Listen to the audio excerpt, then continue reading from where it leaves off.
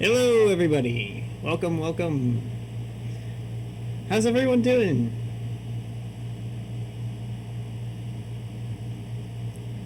Uh, so, for those who have not joined in last time, welcome to, as I'm calling it right now until I actually think of a real name for it, the Fellowship of the Nubs.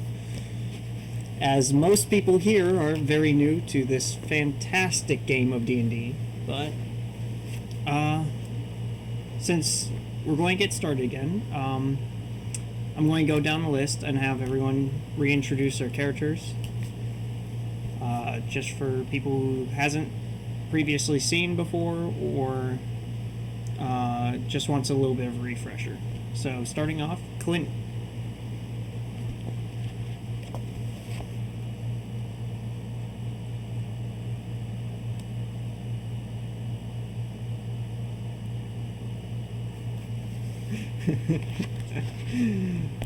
Alright, next up is Panda.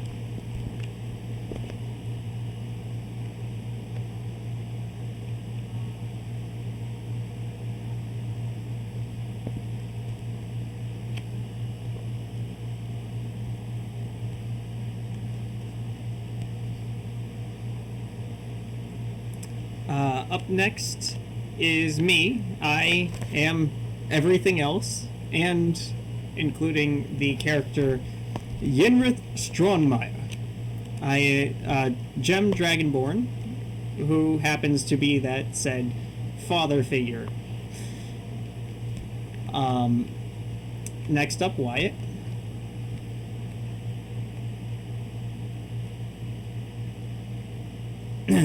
Wyatt.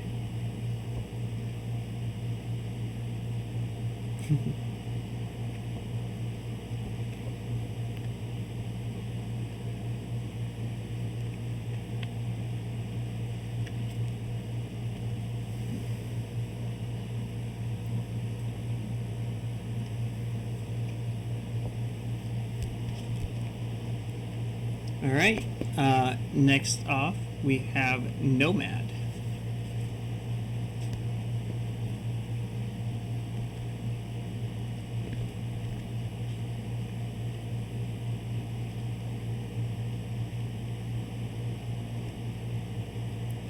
And finally, Omni.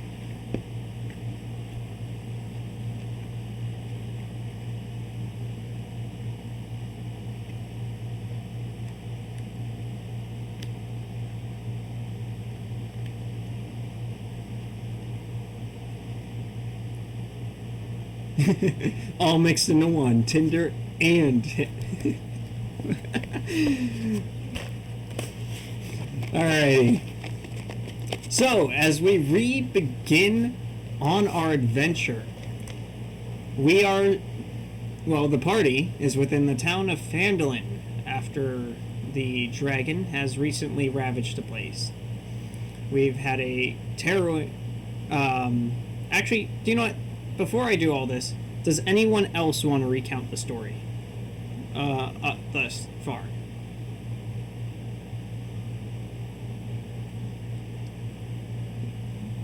Well, the thing is, I like to have you guys do it so it jogs your memory, not only just mine. But I mean, I rewatched the whole fucking episode, so I know everything. But I just want to see if one of you wants to test your knowledge. All right.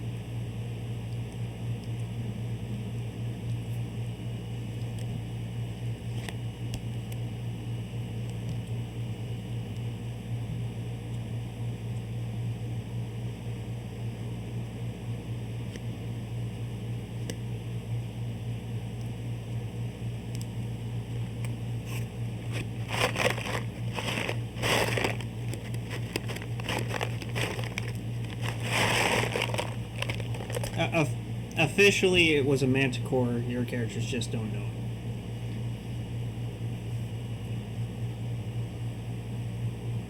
it. It's okay.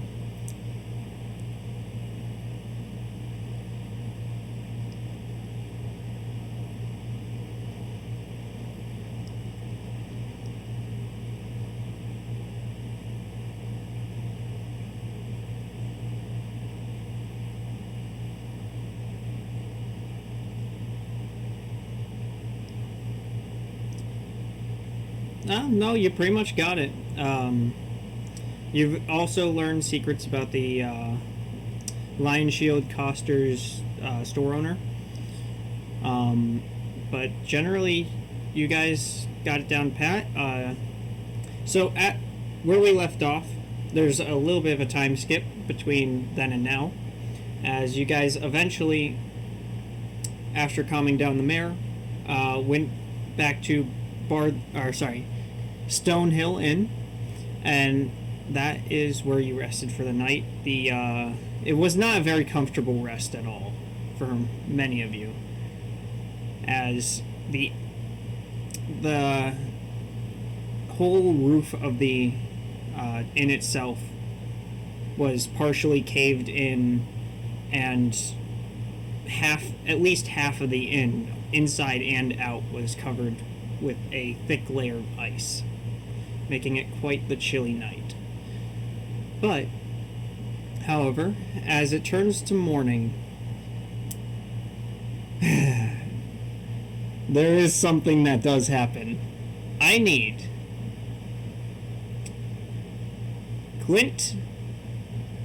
Dadi, Frederick, Luna, and Yinrith to make a Constitution saving throw.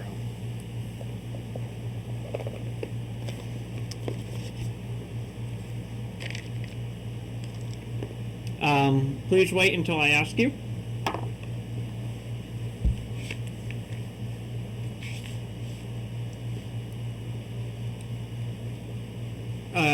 A Constitution saving throw. So it should be... You're using the app, correct? Yep. That you roll d20 and then add that. Yep. So... Clint. Dadi. I need to remember to use your character names. Yep, Constitution saving. Alright. You do save. However, I need you to remove 1 point of Constitution from your overall score.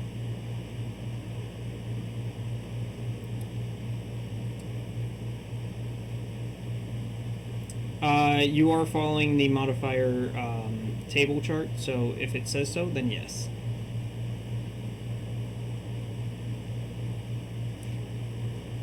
Just be sure to keep in your own notes or somewhere, keep track of how many points of Constitution you are losing.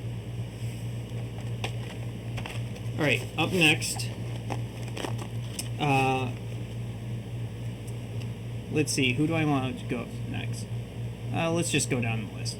So, Luna, you save. However, I need you to remove 1 point of Constitution.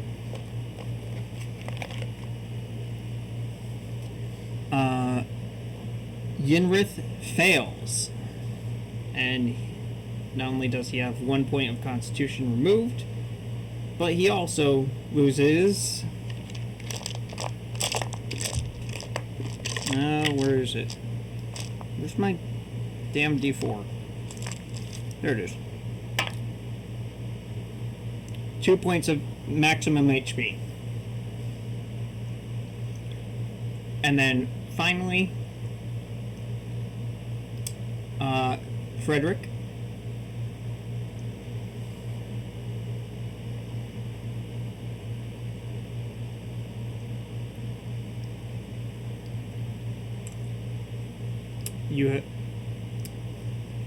You fail.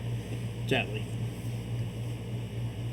I need you to remove 1 point of maximum Constitution and remove 2 points of maximum HP. Be sure to write both those down. So, for all the people who just had that happen to them, when you wake up in the morning, in these spots where, if you remember from last session, when the ice exploded and hit you, I did phrase twice that it froze over. From that spot, on those ice crystals that are still embedded in your skin, it begins to freeze over a little bit more.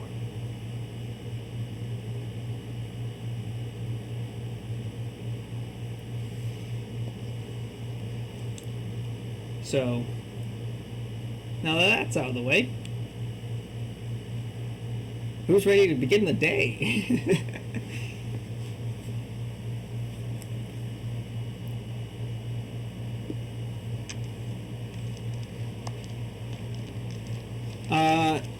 There's a fireplace, however, it has been frozen over.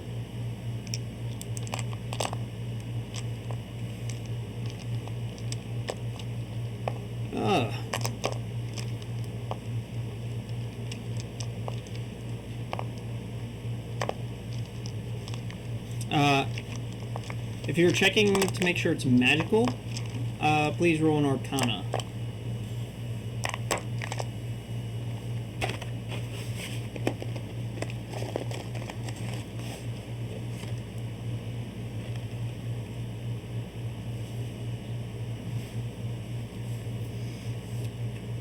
You can definitely tell this is not mundane ice in the slightest. Not only is it not thawing when your body temperature itself should be enough to completely remove any sort of ice particle, but also it feels like there's just something wrong about it. So,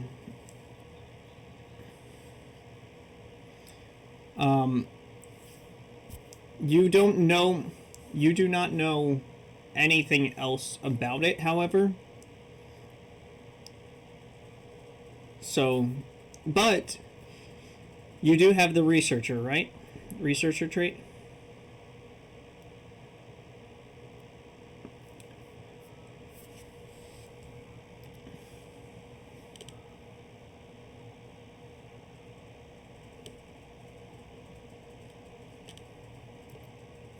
Hi, sorry. I'm just trying to keep the immersion going for them. That's why I'm not talking to chat that much right now. But yes, it's been quite a while, huh? Sorry, could you rephrase that?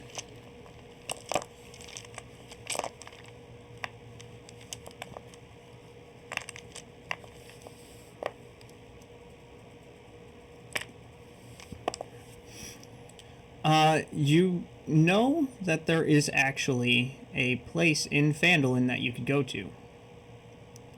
Let me just open up. Oop. Hold up, I fucked up the map. There you go, Sword Coast, Phandelver area.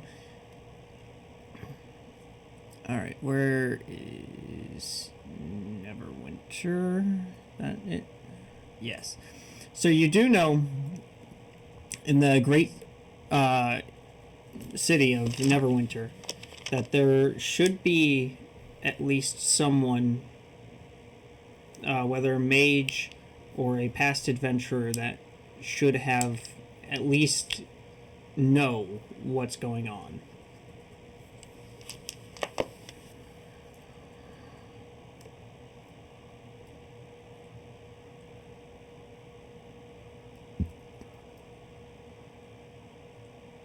You're in Phandalin. Neverwinter.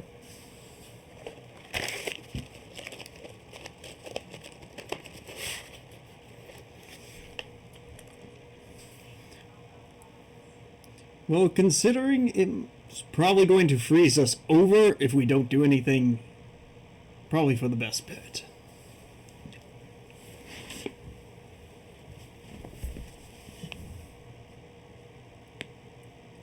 Obviously, since it came from the dragon, we might be able to use it against him.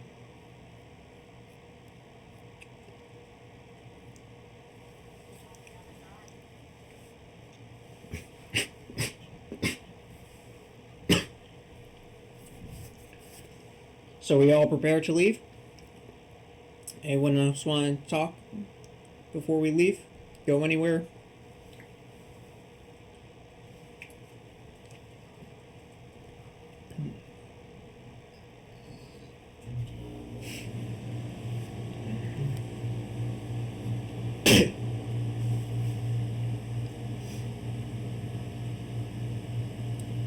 Alright, so you head over to the bounty board. What you still see the 2 quests left over still posted up. The bounty board, obviously, semi-covered in a little bit of frost here and there, but overall intact. The last 2 remaining quests that you see is one labeled the Dwarven Excavation Quest, and the other labeled Nomengard Quest.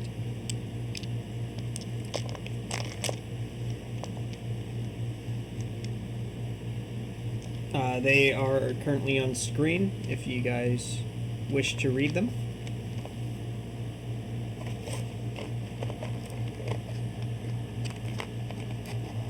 I can read them if you want. It's okay. Dwarf prospectors found in ancient dwarven ruins in the mountains southwest of here have begun an archaeological dig for treasure and relics. They need to be warned that a white dragon has moved into the area. Take the warning to them, and then return to Town Master Harbin-Wester to collect a reward of 50 gold pieces. Or the Nomengard quest. The Nomengard quest, which is a clan of reclusive rock gnomes, resides in a small network of caves in the mountains to the southeast. The gnomes of Nomengard are known for their magical inventions. They might have something with which to defeat the dragon. Get whatever you can from them. If you bring back something useful and don't want to keep it for yourselves, Town Master Harbin-Wester will pay you 50 gold pieces for it.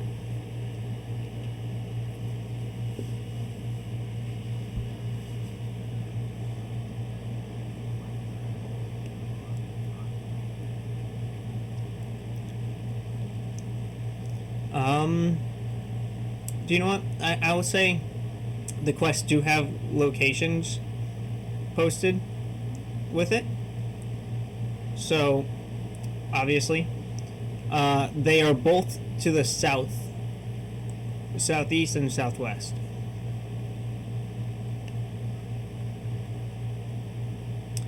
Neverwinter. So currently, where is the party token? Where is it? There it is. Currently, you're here in Phandalin, which is towards the south end of the map. Neverwinter is up to the northwest.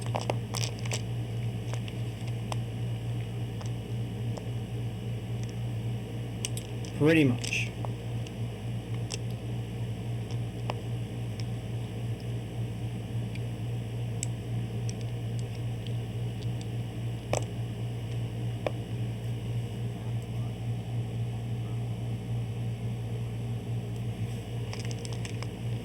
Well, before we leave, does anyone need any preparations whatsoever?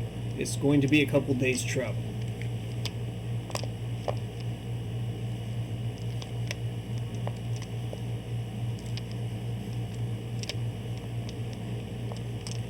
The general provisioner? Sure thing. So you go over to a place called Barden's Provisions. It obviously, as everything else here, is covered in ice right now, but it seems to be largely intact.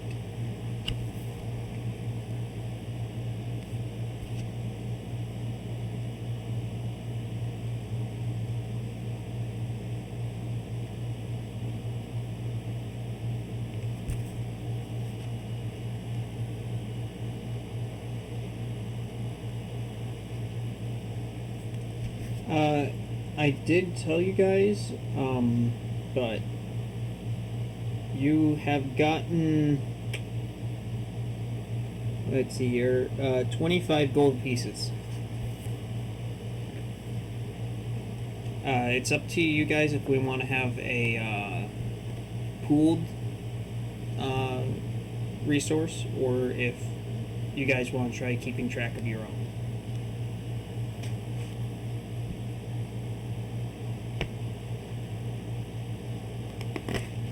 Let's see, I think about 8 in total.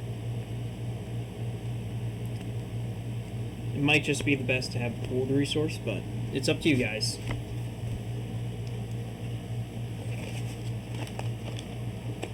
Okay. Alright. So, whoever is the banker, I guess, can keep track of the gold. I'm already keeping track of so much shit, so no.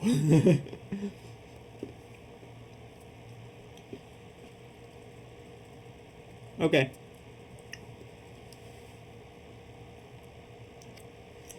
But you,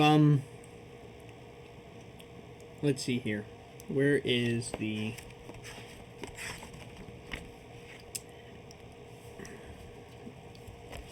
Yep, 25 gold pieces. Alright, let's see. So we all arrive at, Barthen's Provisions. It's mainly just a bunch of, like, mundane items. Just regular goods. Backpacks, bedrolls, all the stuff that can be purchased on a normal provisioner's table.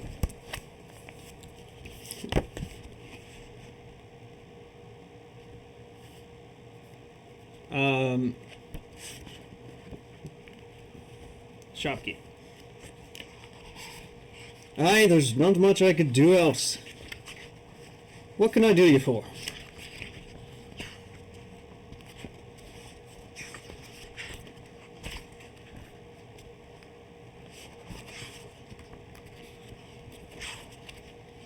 I'm trying to get that up. Where the hell is it? Here we go. So let's see. Carpenter tools, backpacks, gaming size. Drum. Which rations. So, a set of rations for 1 day will run 5 silver pieces each.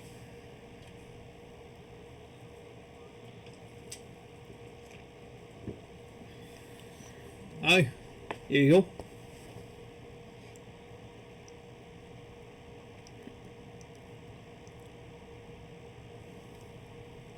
That should be about, times 5, 25. That should be about, what, 30? Anything else I could do you for?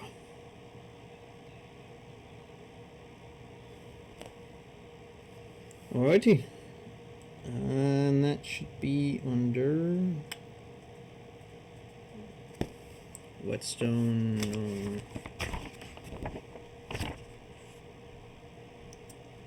Can't really find it, but do you know what? Fuck it. Let's go with the same amount of price as a shovel. That makes sense. That will be 2 gold pieces, sir.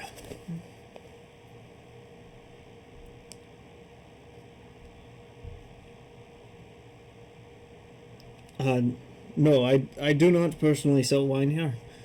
That would have been the tavern where you could stock up on that, but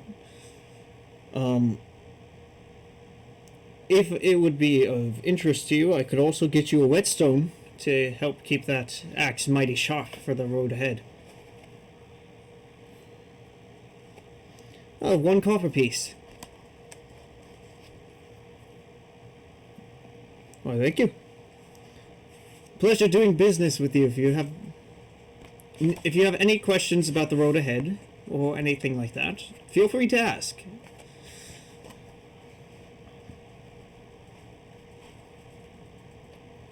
A bedroll.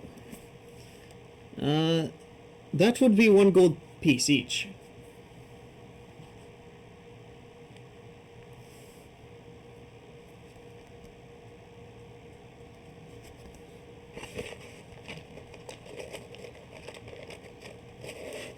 Correct, sir.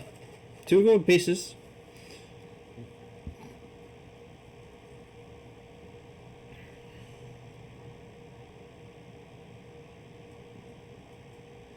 Here you go, sir. Anything else you might be requiring?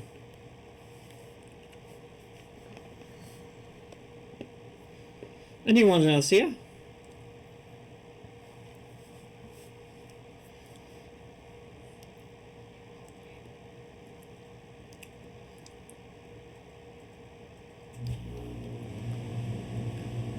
What about you, sir? In the armor?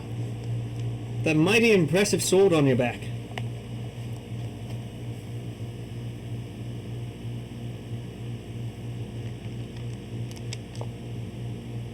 Oh, did he? Okay. I didn't see it then. Okay. So, he's just going to be in the background for right now. Anything else I could do for you? Any of you?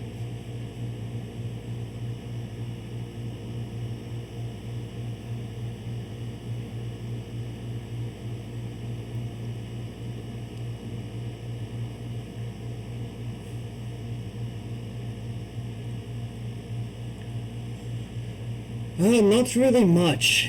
We have, obviously, as you can see, the dragon issue, but other than that, there hasn't been much activity from any local bandit gangs or really much of anything else. But, however, I have heard rumors of, at night, travelers seemingly disappearing.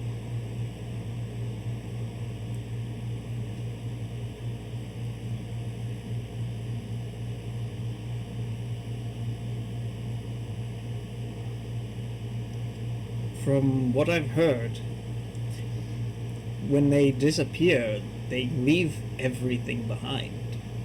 Even the gold that was on their sides.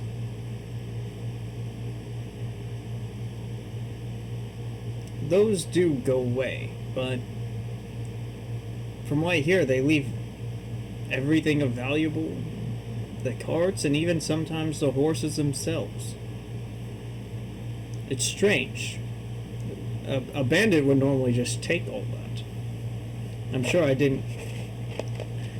And I'm sure a wild beast wouldn't leave horses, let alone have the bodies disappear. So just be careful out there.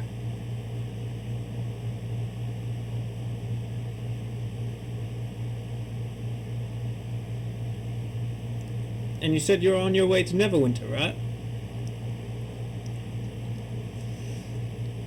Aye. Most of the disappearances happen mainly between closer to the woods of Neverwinter. So try to stay a little ways away. The road should take you away from the woods, however, so you should be fine.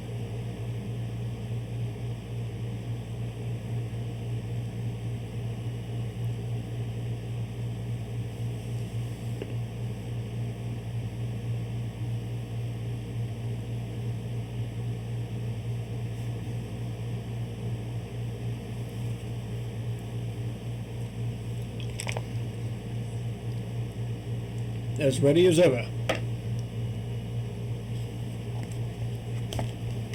Alright.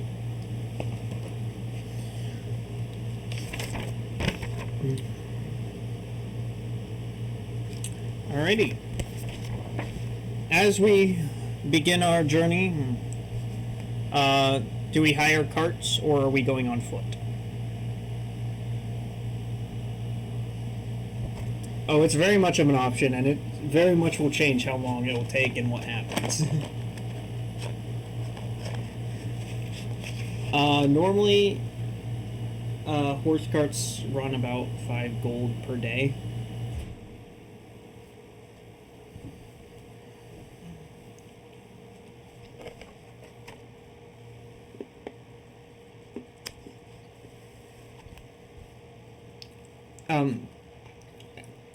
And sorry. Yeah, and sorry, I forgot to also mention, traveling on by cart with horses will probably take about 2 days travel, but going on foot can take upwards of 5.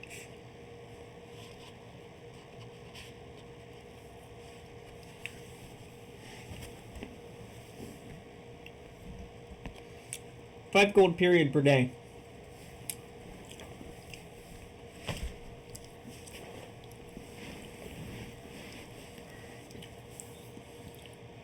And no issues, yeah. Correct.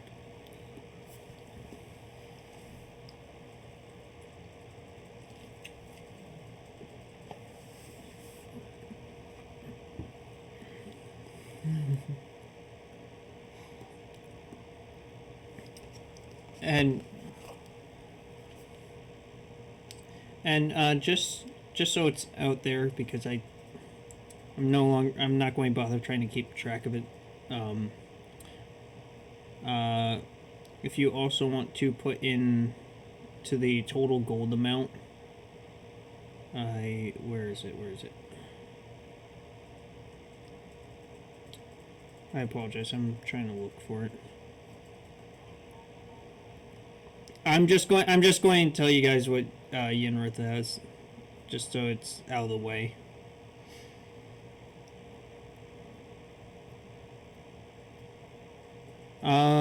It should be 15 gold. Yeah, 15 gold. If you want to just add that to the total,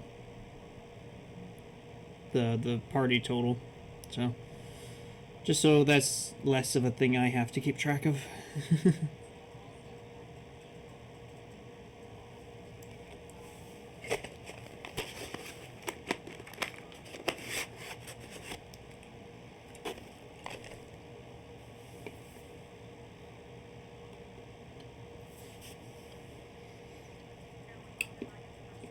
You don't need to add in your personal gold if you don't want to. I was just doing that because I don't want to keep track of this gold anymore.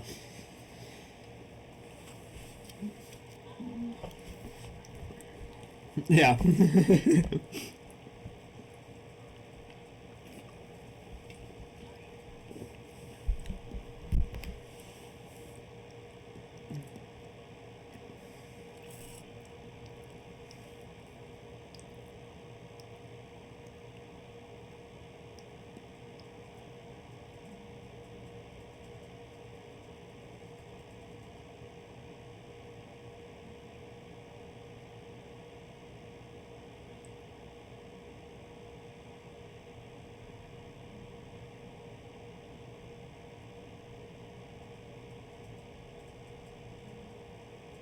Alright. So with that all the way, the party's ready to embark.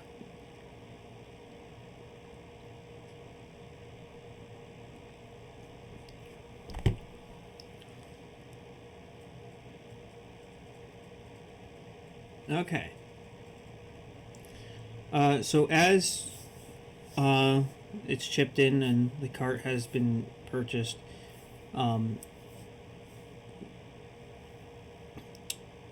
yeah, I mean,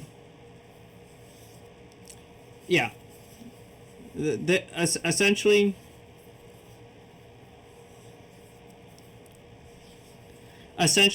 how they explained how it works when you come up and you talk to cart salesmen and everything is technically in all the major cities, they have a cart system, and you essentially just pay upon arrival. They hand you a small slip telling you exactly like when you left Phandalin, and upon arrival that's where you hand them that slip and you have to pay them. Yep. So as the party begins traveling along a small road, it takes a few hours, but partway through the journey, Yinrith turns to you, Daddy. You mind if I see that crossbow for a second? The one I gave you. So, on the road, he starts to take out various tools and just starts to mess with it a little bit on the road. Another few hours pass before he finally hands it back to you. Here you go.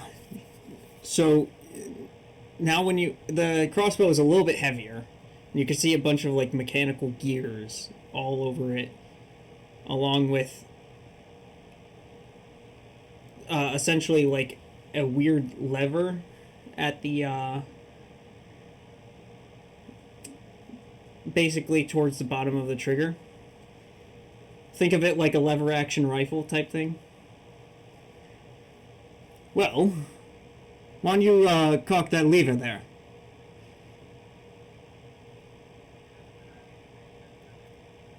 Nope, no bolt. As soon as you do, you cock it back, and all of a sudden you see a thin blue luminescent essentially shape start to sit in the area where a bolt would sit.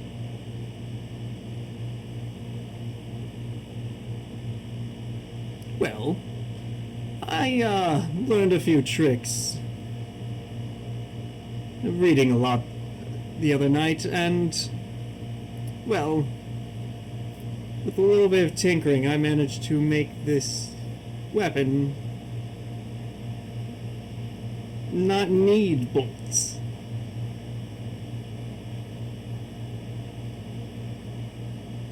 You can fire regular bolts, but you don't need it.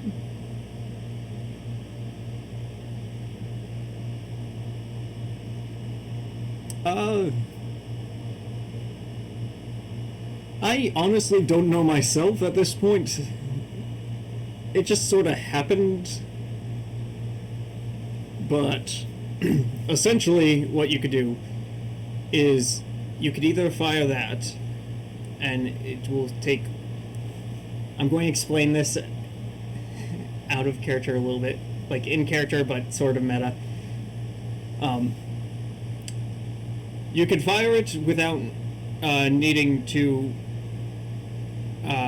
essentially take a round reloading if you do use actual bolts. There's this chute that you could attach. Essentially, he hands over a clip, essentially, a magazine. You put your bolts in this, you slam it into the bottom, and then it will automatically reload itself. Or, if you don't have bolts left, you cock back that lever with nothing in it, and essentially takes the time of you would normally to reload, and be able to fire without ammo.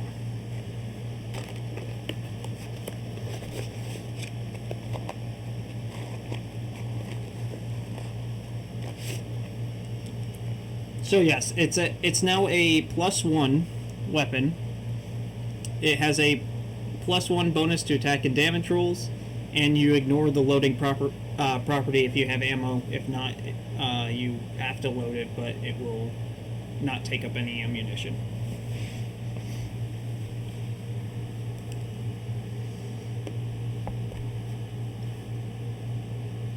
It holds however many you have. Think of it as a miniature bag of holding, except only for bolts. And if you try feeding anything else into it, it'll create a black hole that will kill us all.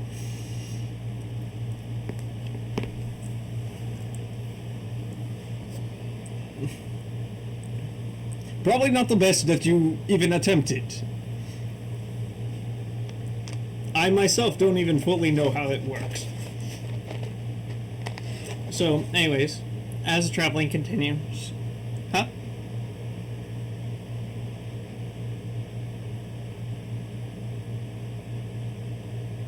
I could tinker with it too, but sadly, for whatever reason, I could only find one of the module that actually enables that to happen.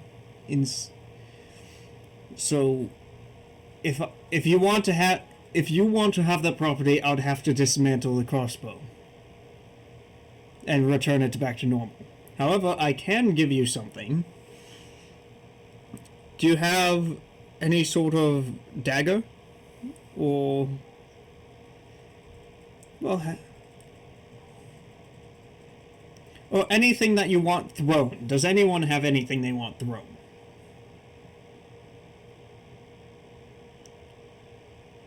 No. I mean, you can, but no.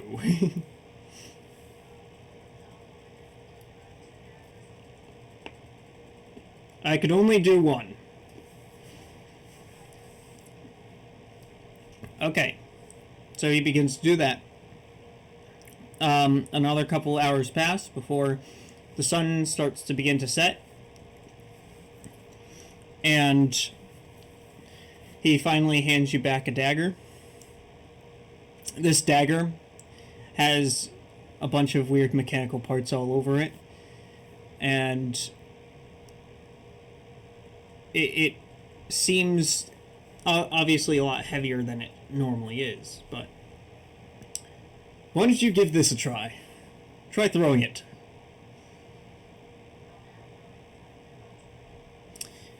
It spins in the air, impales into the tree. Alright. Now press this button as he hands you a small little gadget.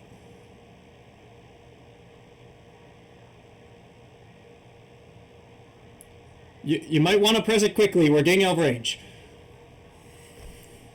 Instantly, the dagger dislodges itself and sails straight back into your hand. You now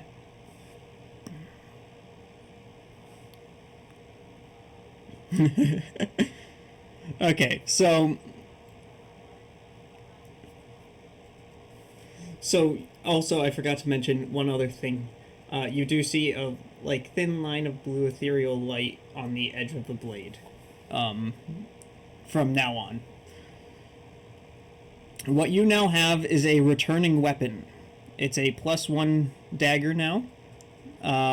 It has a +1 bonus to attack and damage rolls made with it, and it will return to your hand immediately after it's used, when used as a ranged attack.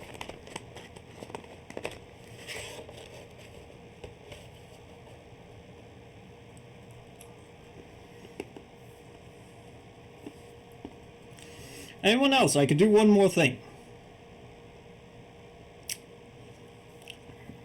Anyone have armor they want better?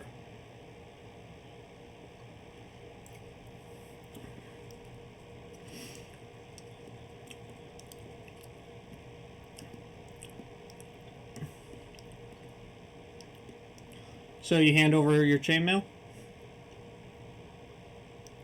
He starts to begin. I'll have to work on this tomorrow, as it's already turning night, and I need to have some rest. But maybe you should keep it for now, before I forget. Just in case, because we have been warned of danger, now that I remember. Alright, so the time now sets. It finally turns. Let's see, it's now there. So it is now nighttime here, and essentially the carts stop. This isn't a part of a caravan, so it's literally just us to start off with. Anyone want to try and set up for shifts or anything like that?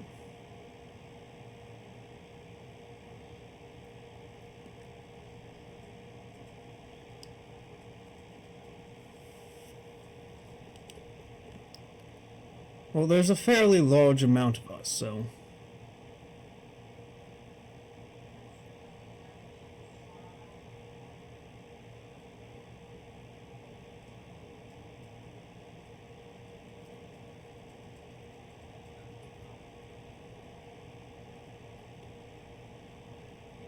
Oops, not there.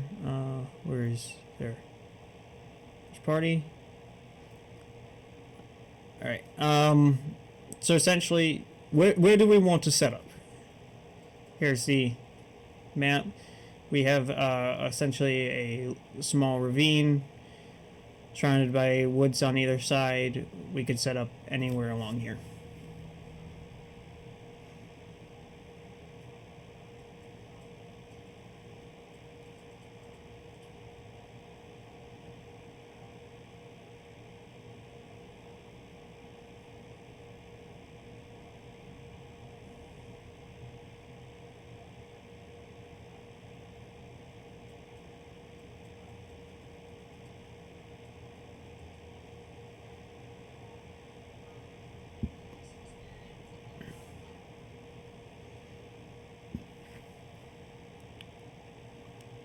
Alright. So maybe we should set up over here.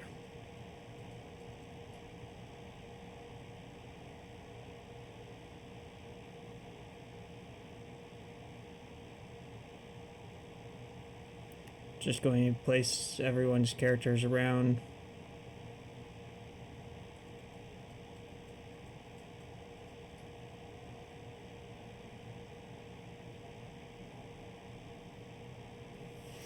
Alright. So, do I have any sort of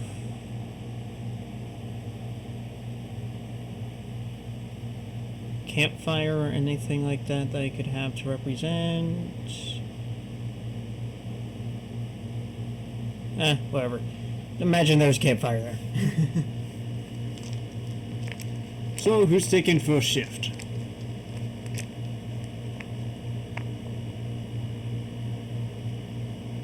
Well, since there's so many of us, I might as well stay up with you. Okay. Works for me.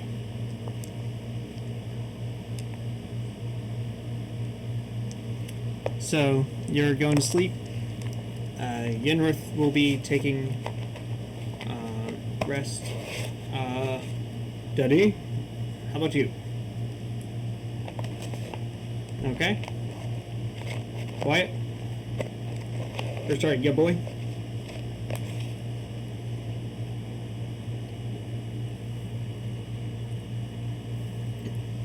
Three people on watch then? Alrighty. Three asleep, three on watch. Keep that in mind.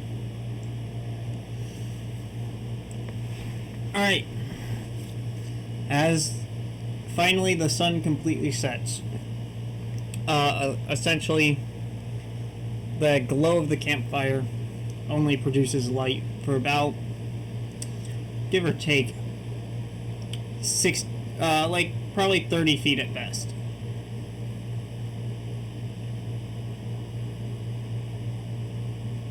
No, I know. Don't worry.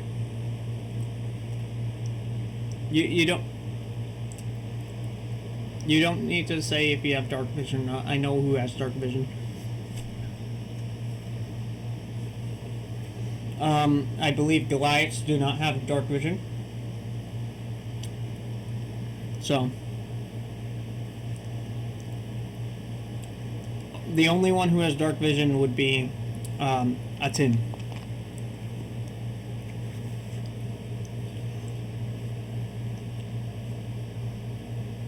Yeah, I know dwarves also have it, but... and elves.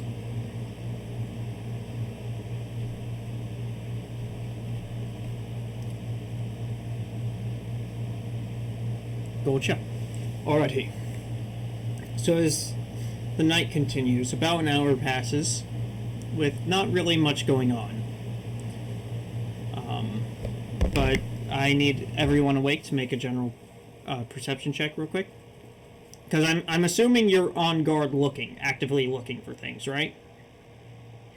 Okay. So everyone who's awake, please roll.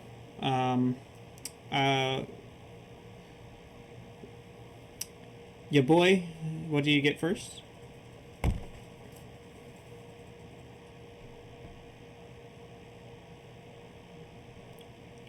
Perception check.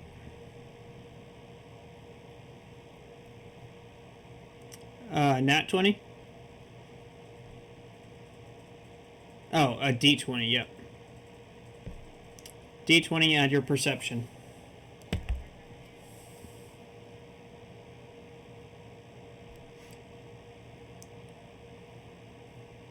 19? Okay. Frederick?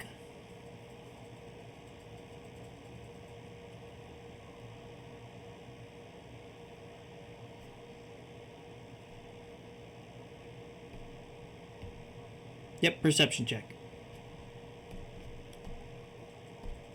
Alright.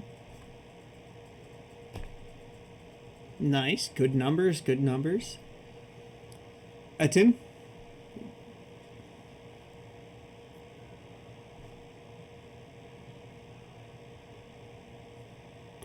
Ironically, the one with dark vision doesn't see anything.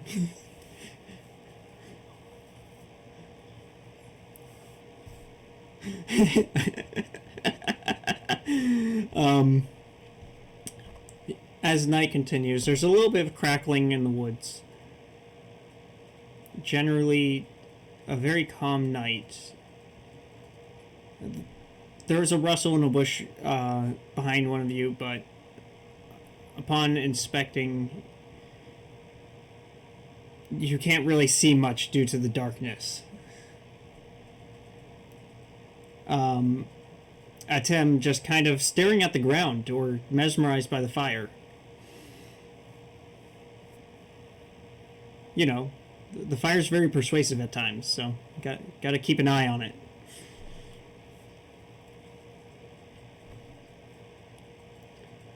So, what do you do with that information?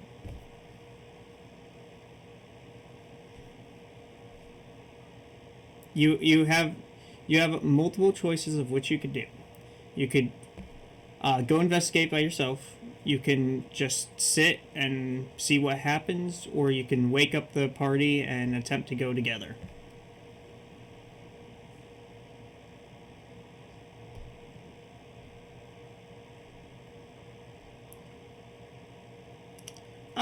It wasn't too noticeable.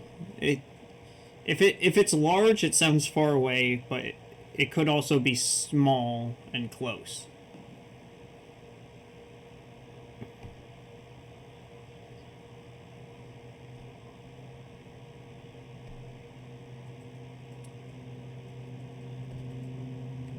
I mean, your boy is also seemingly looking in the same direction, due to him also rolling high enough. It's just a Tim that is staring at the fire, completely oblivious.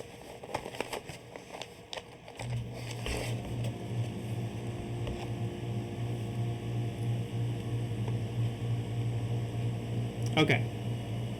Yeah, boy, what do you do?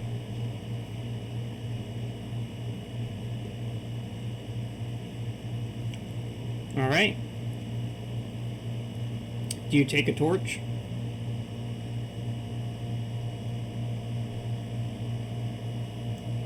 Alright.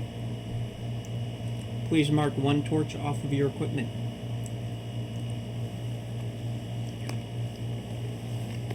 So, you begin to go towards the woods on your own to investigate. Frederick able to see you now, as you're now the slight beacon of light within the darkness.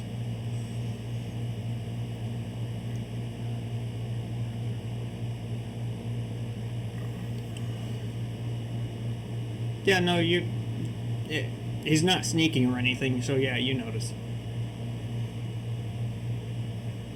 You just don't know why he's like bleeding or anything like that. So keep that in mind. Your character doesn't know why he's getting up. He could be just going to go relieve himself. You don't know.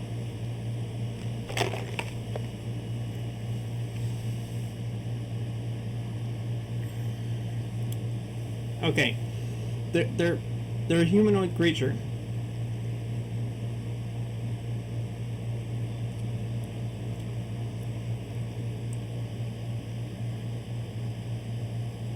Yeah, you could do whatever you want. It's your character.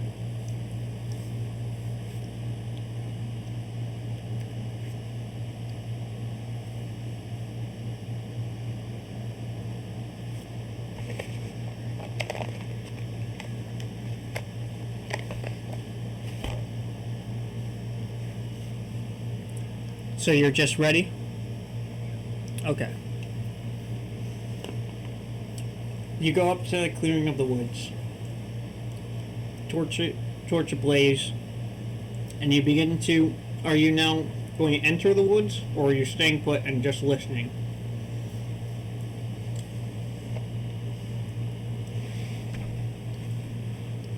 You're going in? Alright. You both Frederick and Atem watch the light of the torch start to disappear into the woods. As Frederick, you lose all sight of your companion, and Atem, you can slightly see the glow thanks to your dark vision, but it's pretty much gone for you now.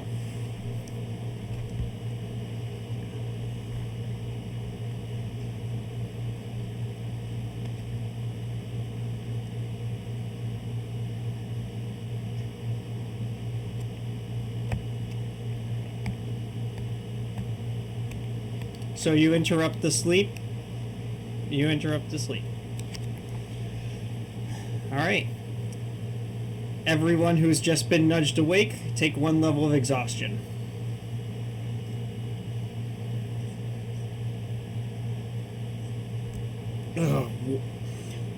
What is it? Hasn't anyone ever told you not to wake a dragonborn, of Christ's sakes?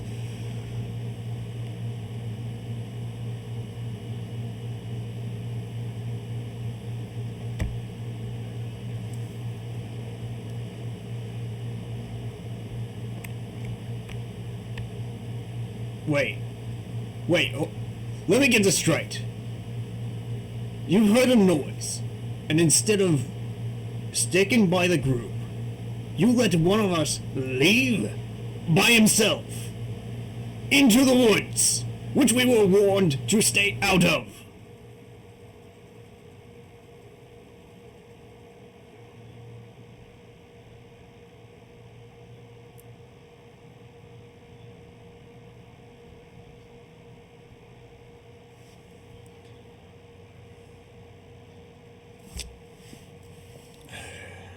All right.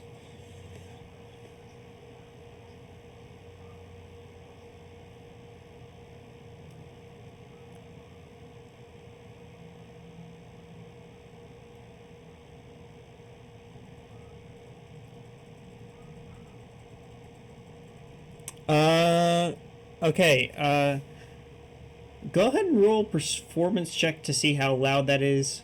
I believe since you have 1 level of exhaustion, it's going to be at disadvantage. Because all skill checks should be at disadvantage.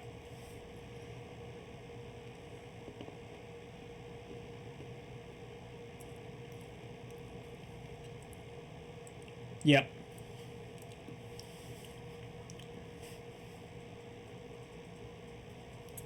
So, you begin to yell, but you're just caught midway through a yawn.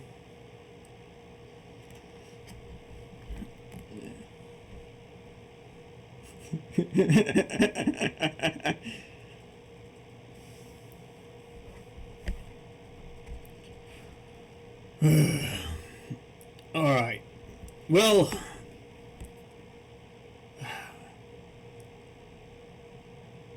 Since they did warn us so prevalently about the woods, it probably wouldn't be a bad idea to go check. But question is, should half of us stay or should all of us go?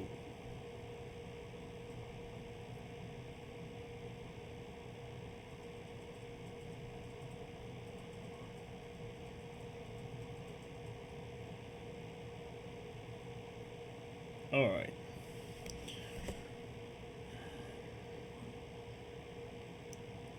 So, you're staying behind. Didn't I just ask?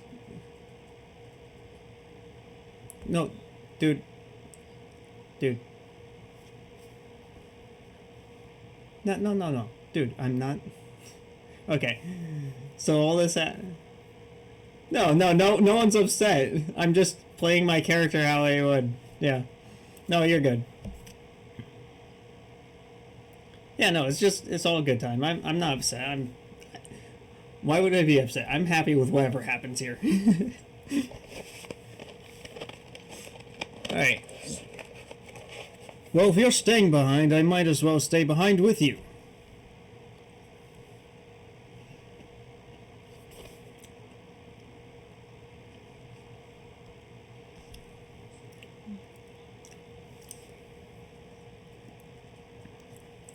Yeah, Clint. He went back to sleep. It's up to you what you want to do.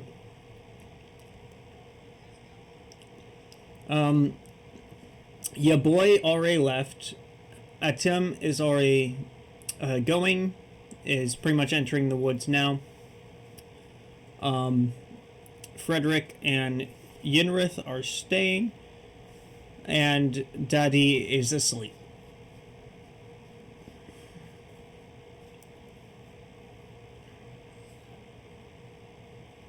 So it's...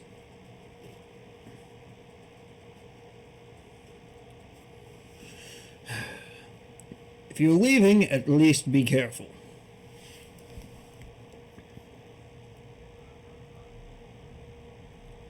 It's up to you. Do you fall straight asleep, or...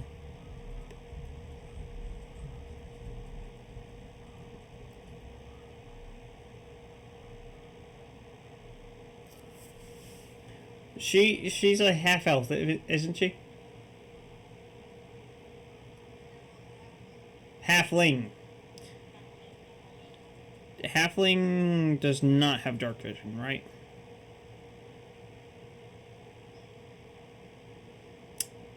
It'll say, okay, Panda, you can look in your... Should be under features and traits.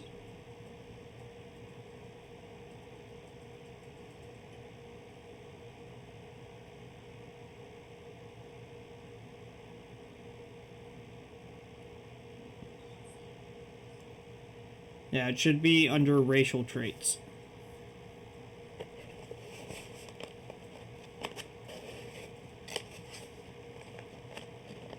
Okay, so you do not have dark vision then. Yes. Of what, the light? I believe only one.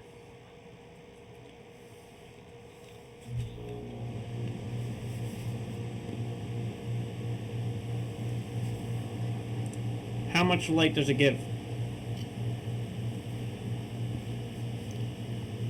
Okay.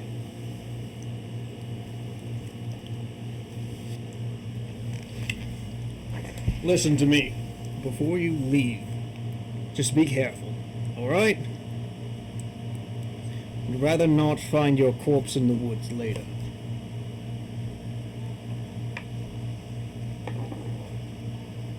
Yep.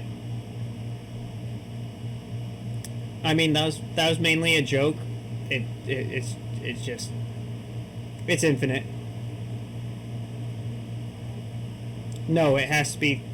so, you can leave the dagger, yes. But it's not like it will return to you. It has to be thrown in order to return to you. It will return to the user immediately after landing. Yep. Any other questions?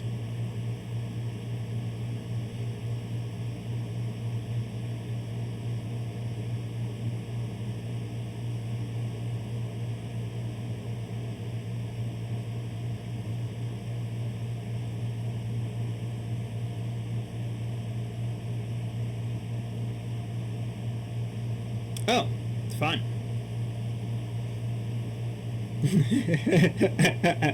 Fucking summoning that demon into the room.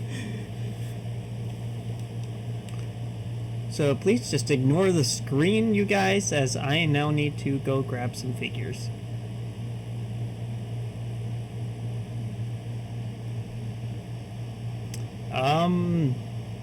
Hmm.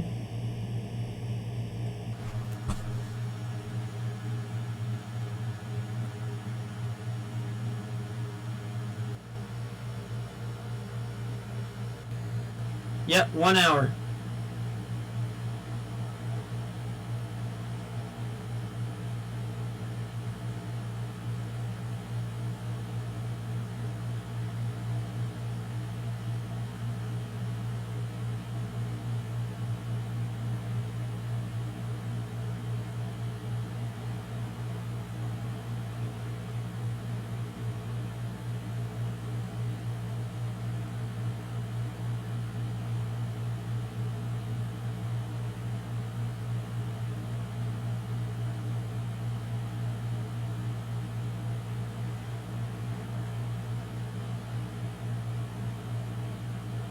Are you looking at the screen like I told you not to do? I'm referring to Fenric saying, are you just choosing?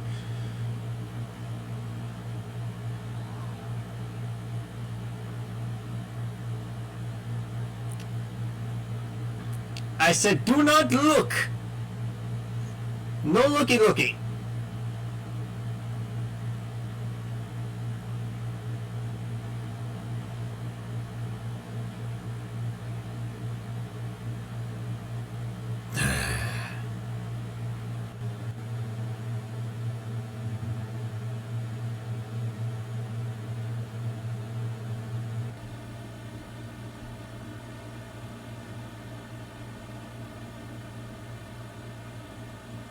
Huh?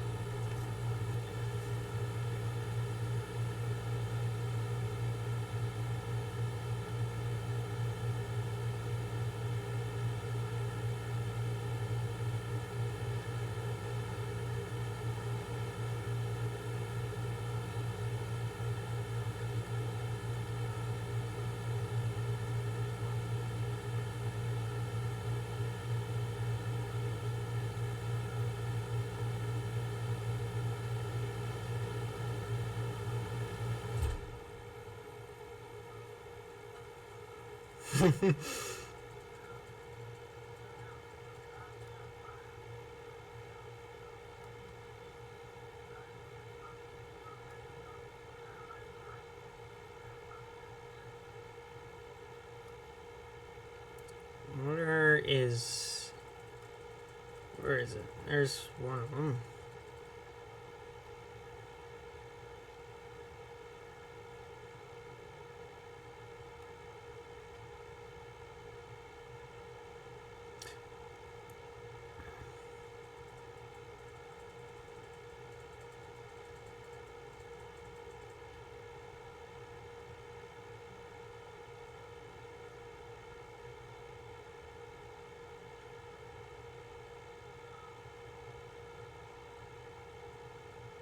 Yeah, not for right now. Just give me a minute. I'll tell you guys when you could look back again.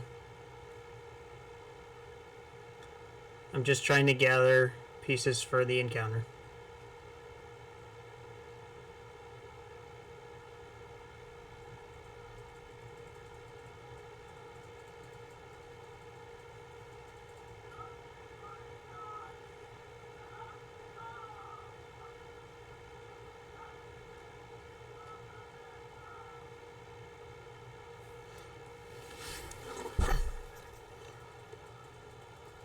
So I'm going to go ahead and actually keep in mind it's still nighttime, but I'm saying this brighter so I could actually see what the hell I'm doing. Not yet. Now I just have to set things up.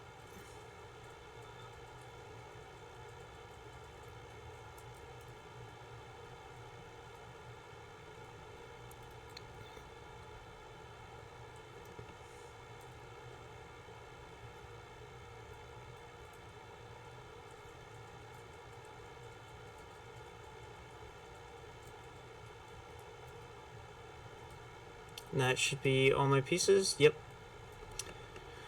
And then, is there a better... Where is the... Where's a good woods map?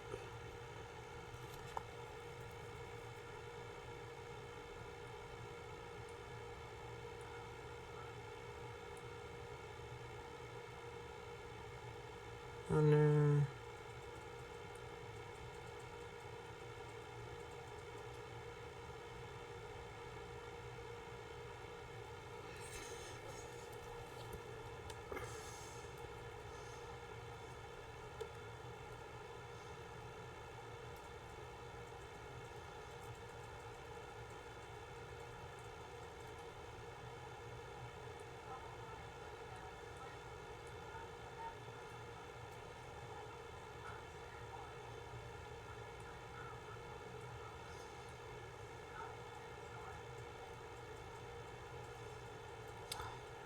How dare you?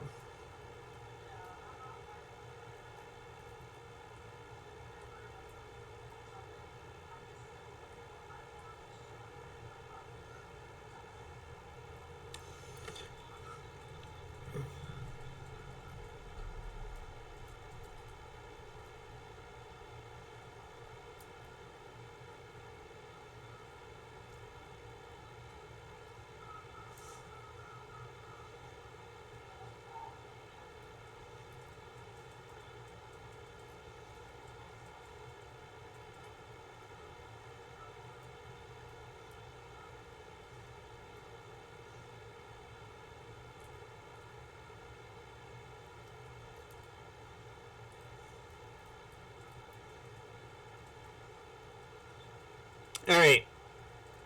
So, the three people who entered the woods, being your boy, Atem, and... Yeah, I'm trying to find you. So, there's Atem. There you three are. You all can look back on the screen now, by the way. Oh, shit, that's, wrong mini.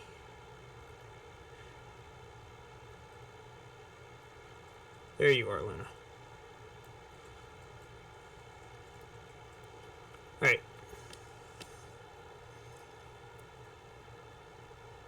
So, upon entering the clearing, you first, dear boy, you do see a sphere of light.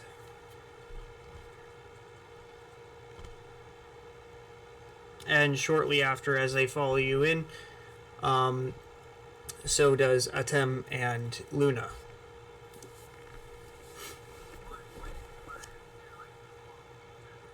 No, you see a sphere up ahead. A sphere of light that's floating in place.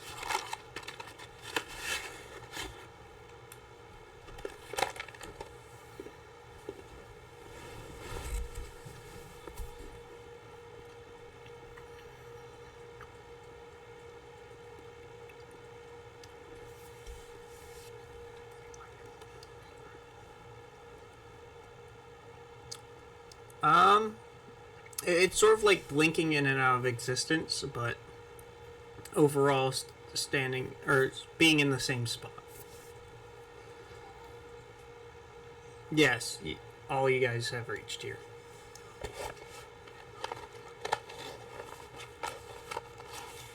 Yeah. How do you want to rule it? Do you guys want to say that you guys caught up first, or...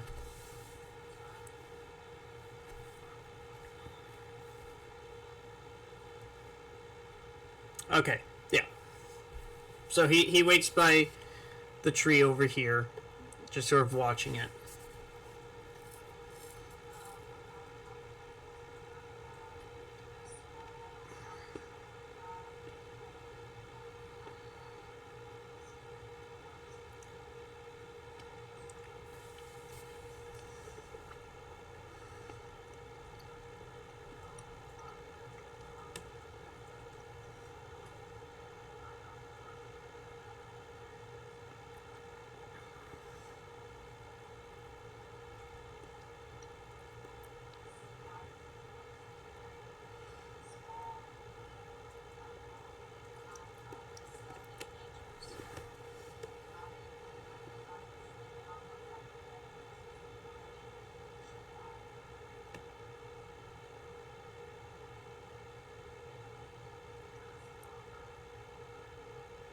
Currently, yes, she is category size small.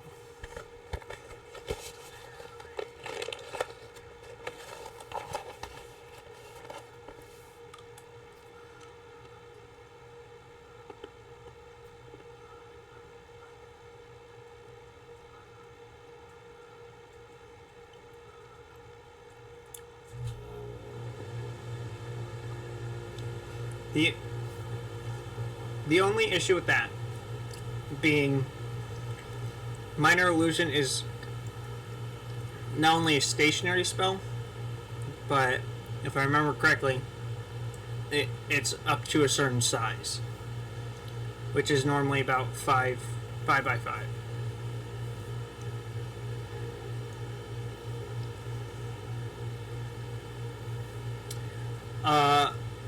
So I was actually wrong before. Having 1 level exhaustion just halves your movement speed currently. It's 2nd level exhaustion that causes ability checks to go down. To be at disadvantage, sorry.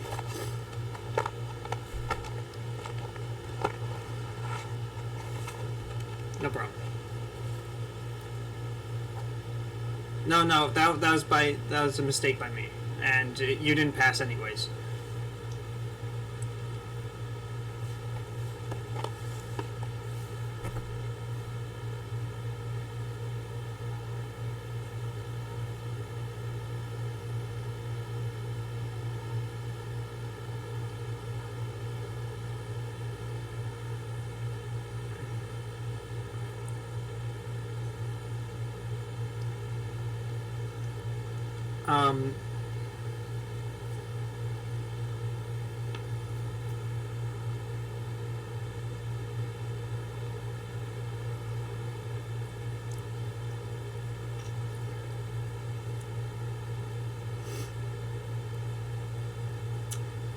Um, A, if she's willing, and B, if you can, if she can stay on or stay stable, and you also maintain your strength enough.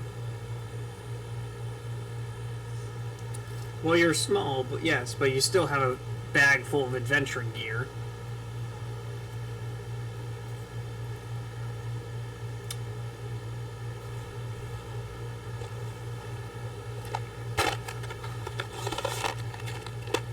Yeah, no, I don't fall encumbered rules. That doesn't mean the items just disappear.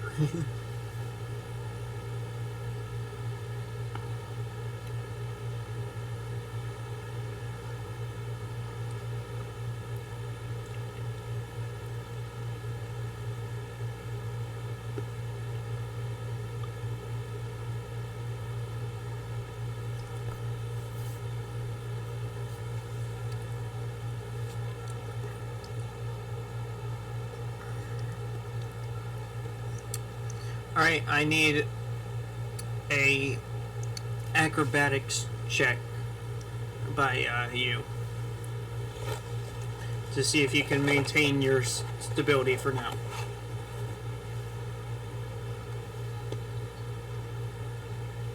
Yep, for the acrobatics.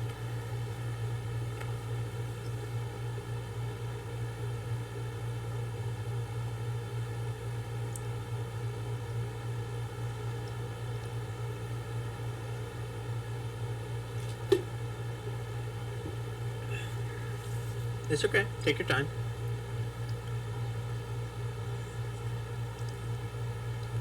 Nice, nice. All right, yeah, you're able to keep straight, not teeter to any side in particular. So you're good.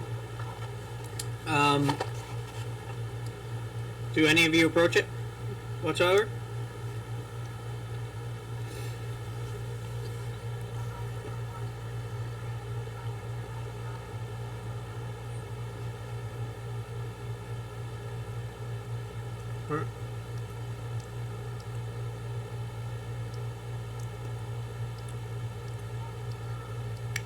You hear a rustle.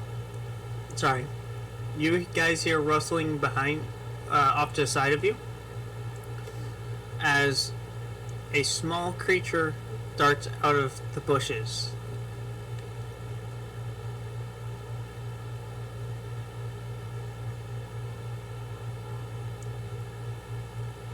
and another one darts out of another set of bushes.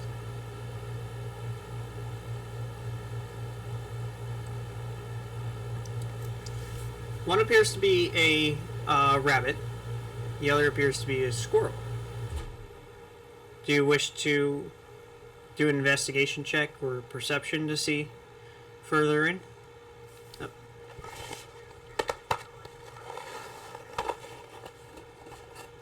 Well, right now they just dart out of bushes. You don't know if they're going towards you or just being.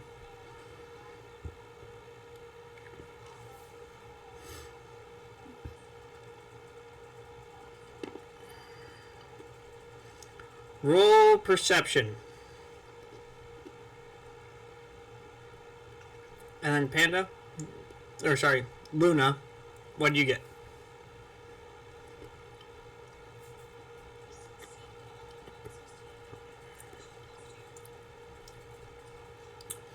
And Atom, what did you get?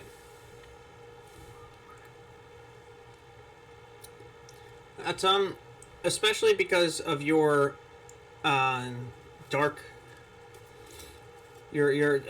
dark vision, you could only really see them in black and white, except for the squirrel, which you could see a hair bit of color in, thanks to not only the torch of ya boy, but also the glowing stone of Luna. However, you, Luna, you do see, thanks to the bit of vision that you have with the stone, the squirrel looks frozen. Not like frozen in fear, but actually frozen.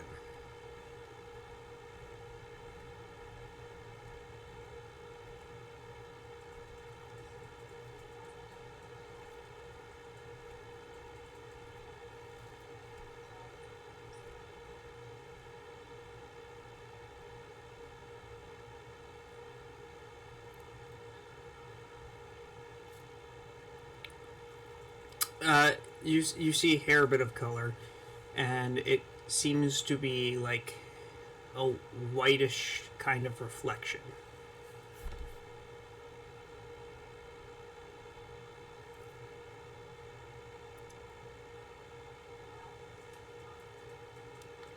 I didn't say anything about the rabbit, because your vision doesn't really reach there.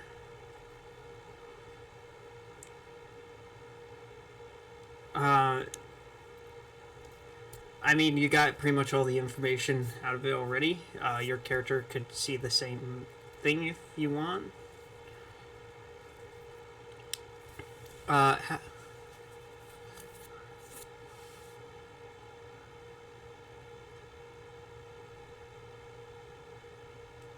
Same distance, pretty much.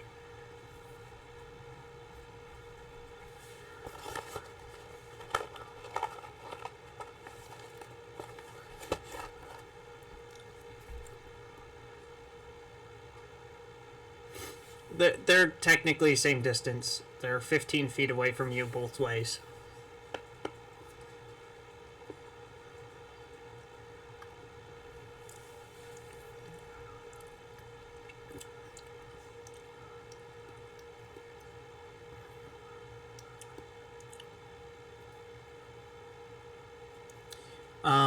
Go ahead, roll stealth.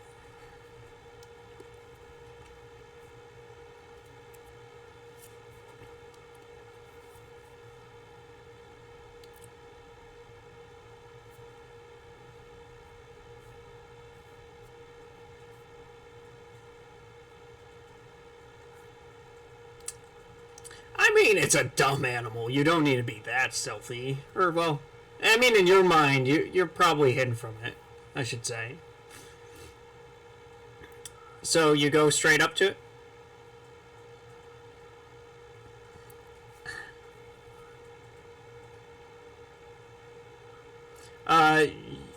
Dark vision, no matter what, no matter how close you are, it's going to be black and white unless if you add a light source.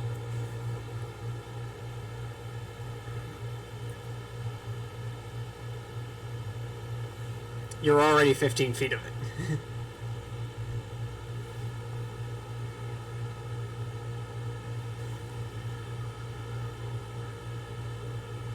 Roll let's say a perception check, since you're still at a little bit of a distance from it.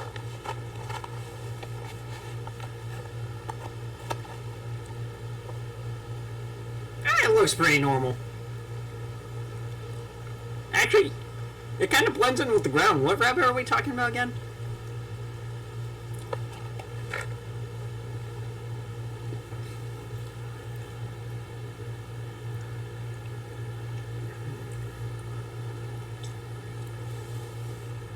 Anyways, after that happens, the squirrel's head snaps to the side and stares directly at you, Luna.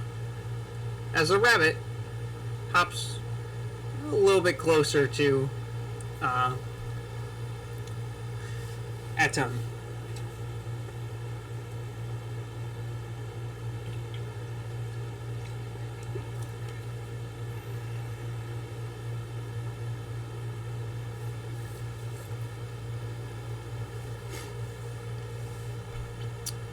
The squirrel starts to dart for you. Towards Luna. However, upon reaching the 20 feet of light produced by the stone, it freezes in place.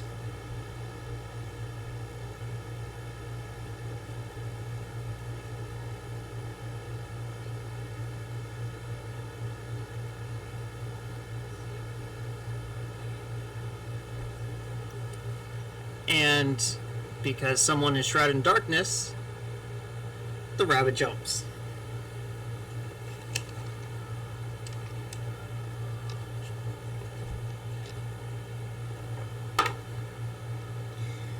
Does a 17 hit?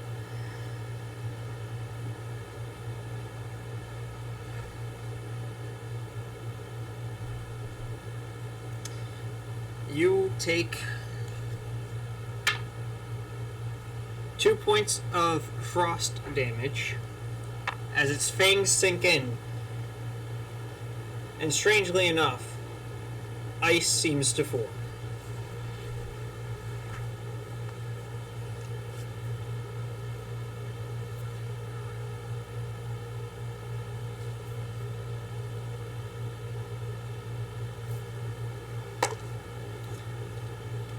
Alright. We could roll initiative now.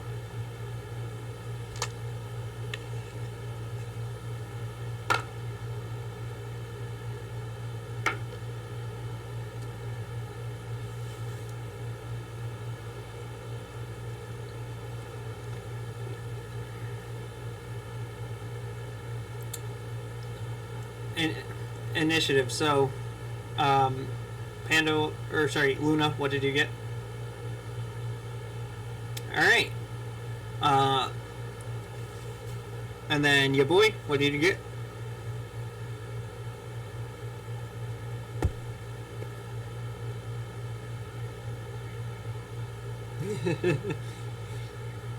Put it in dice jail. Dice jail.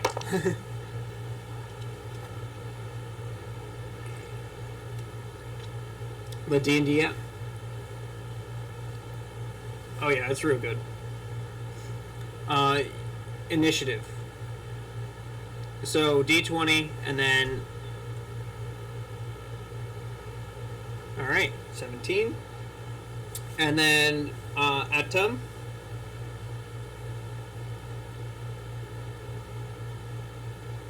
Eight. Alright. So, first up is Luna.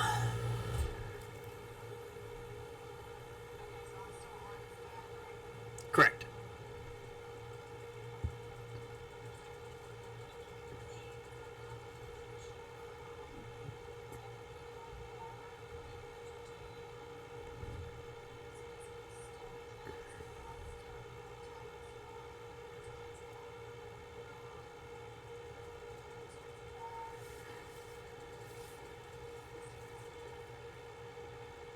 Stealth checks while on someone's back?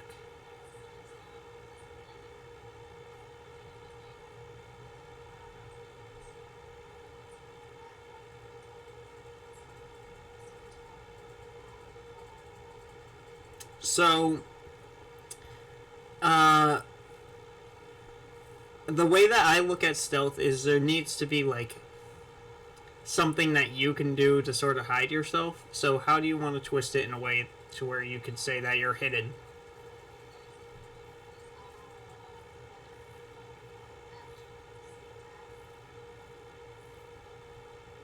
I mean, you could roll for stealth and see what you get.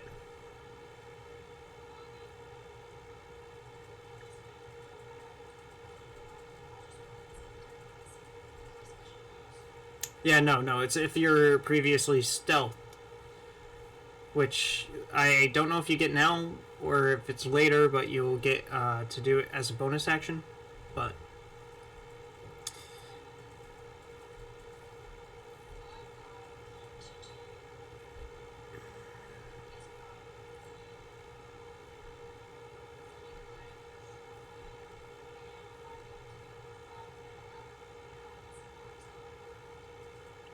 yes, it is shrouded in dim light, thanks to the copious amounts of torches and your glowing stone.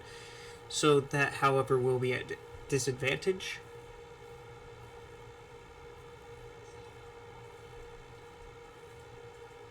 Yep, d20, roll twice, take the lowest.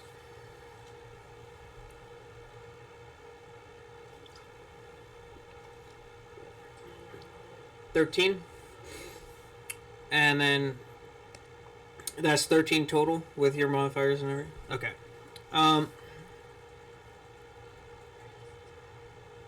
You're using your bow or your dagger? I believe it should be your dexterity plus your proficiency bonus. So I think that's a +6 to hit. Alright. That does hit. Roll for damage.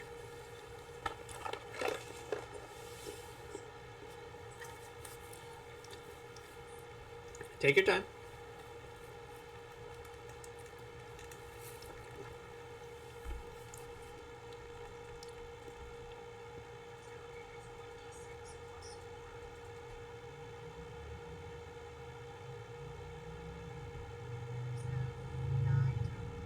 Nine total. Your arrow flies true, slams directly into the head of the frost rabbit, as I'm going to call it for right now, as I can't think of a name. And it explodes in ice as it gets vaporized, making this whole area now covered in ice. And also I'm going to need a dexterity saving throw from Atom.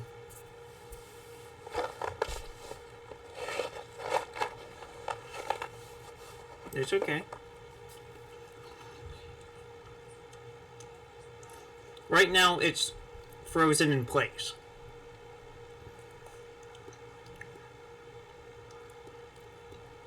Five total.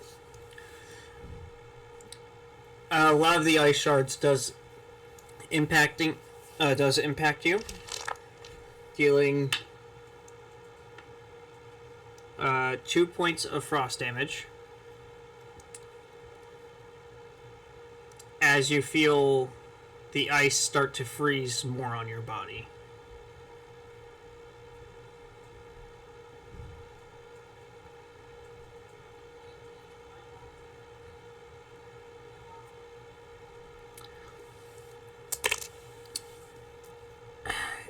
You guys do hear more noises coming from the woods.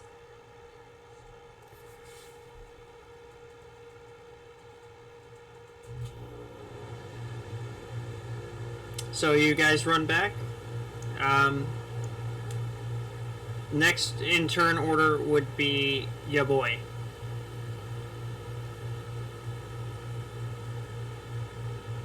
Well, you have one squirrel right now frozen in place, and and you hear more noises coming from ahead of you in the path. Yes.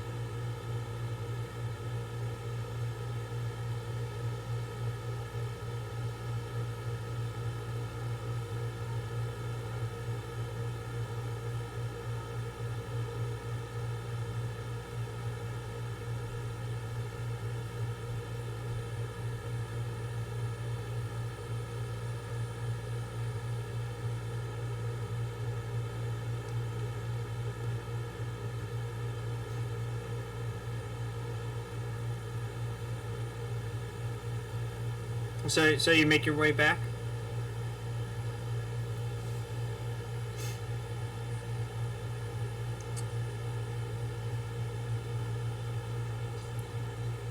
Alright, as you move away, the frozen squirrel snaps into action and attempts making a bite attack against your boy. Does a 12 hit? So it lunges and then basically freezes midway, again due to light, in midair,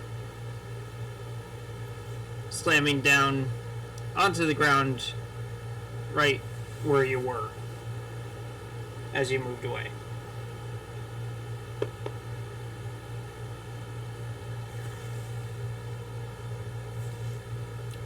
You guys are probably about 40 feet into the woods.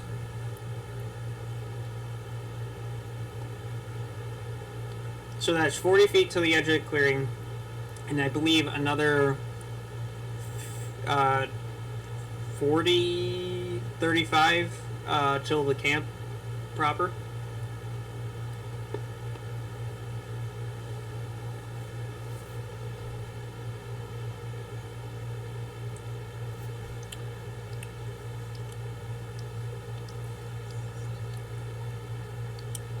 Alright, I'm going...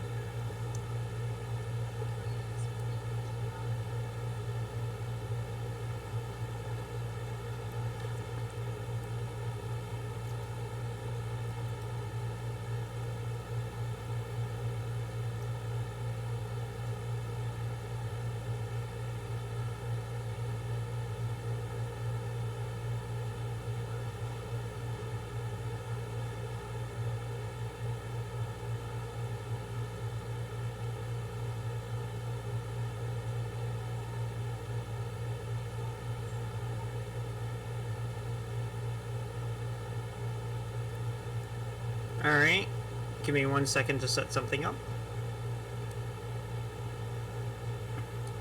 And then let me...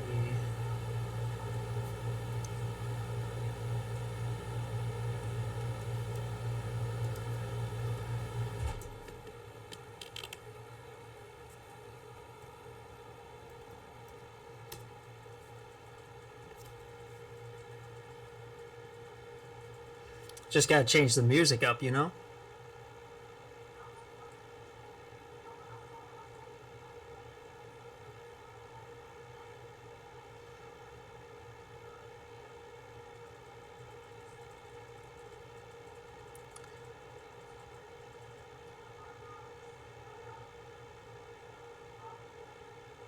I mean, I'm not really using it much. I only used it tonight to have a general idea of what I wanted to do.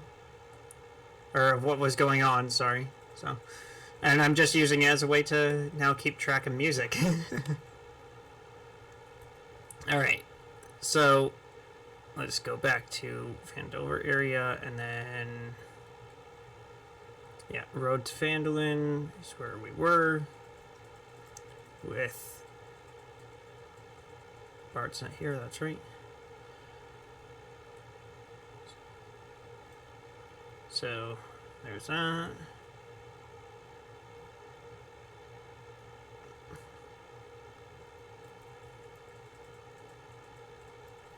Alright, so you guys do make it to the clearing as the noises, there is a lot more noises coming from behind you. All of you do.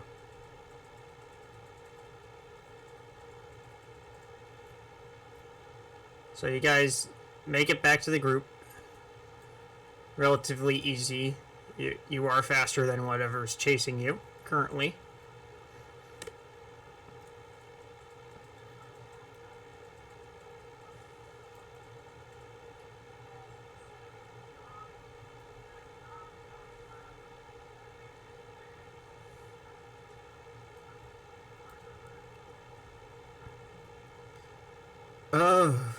Well, that looks exactly what's afflicting me.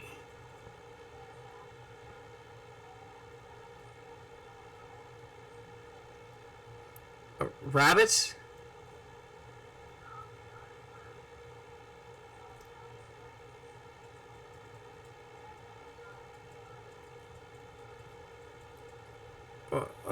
Okay. Well, that's... So wait. You're telling me that a rabbit caused that?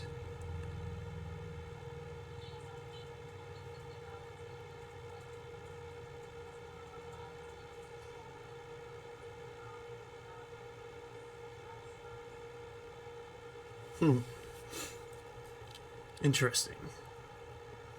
As soon as you finish that statement, there is something that comes bursting out of the woods. A large wolf.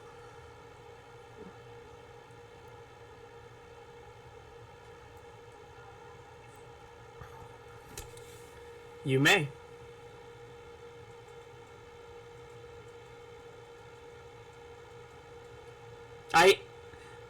Yenrith kicks you awake at this point.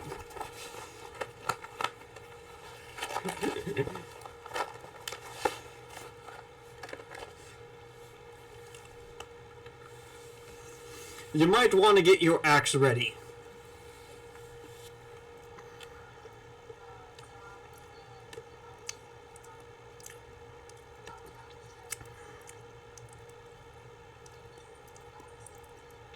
What did you get? Yes, you could see the ice crystals forming all around a bit. And in fact, its teeth seem to have been replaced by icicles.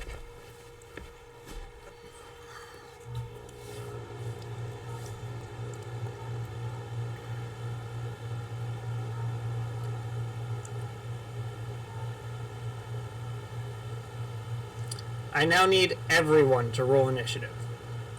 Those of you that have already rolled initiative, please just keep your same totals.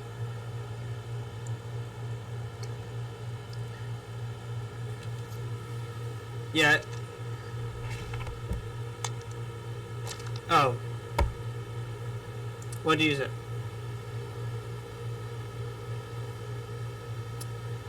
It depends. What are you casting?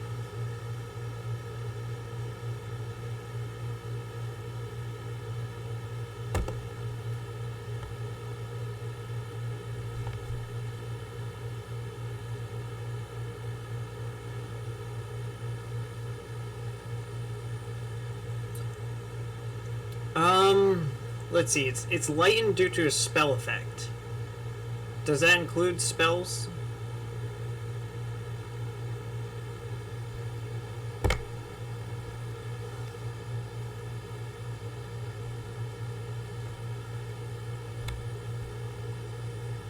You can do so. You brighten the light of the campfire, increasing its visibility from the 30 feet to now 40 feet of visibility.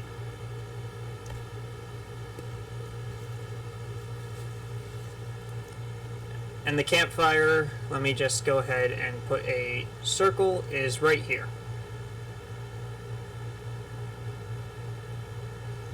Alright, so you guys still have your totals. First up is Daddy, what did you get? 9 total, alright.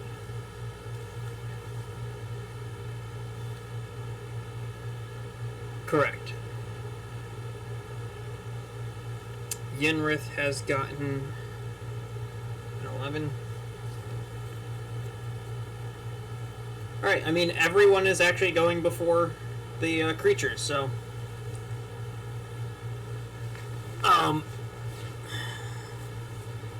Alright.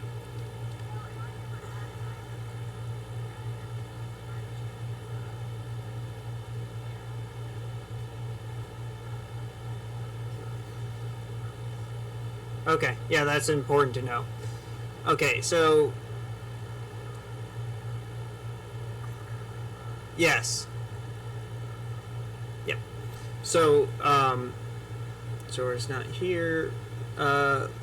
Luna's up first, followed by... So you got a 24. Who got above 20? I said above a 20. Okay. Above a 16. Alright, what do you get, ya boy? 17, and so that would be Frederick up next, followed by your boy. Above a 10.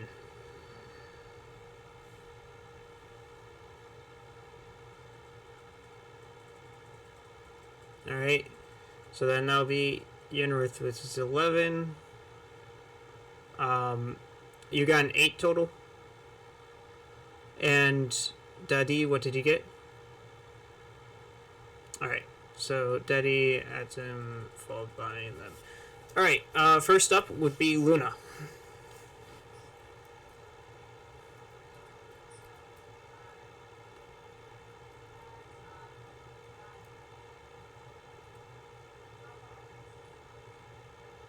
The wolf? About 15 feet away.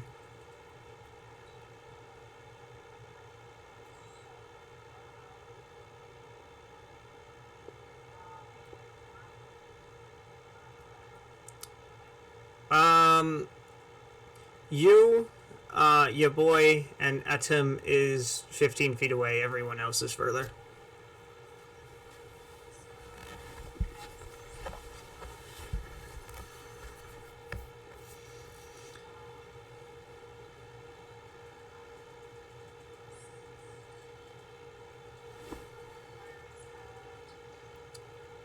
That should be, I believe we already figured out, +6.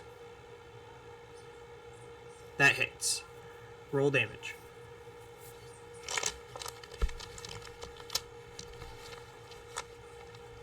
7 total. You let loose your arrow, it goes flying through and it slams directly into the wolf's hide. However, it does not go down and it does not flinch.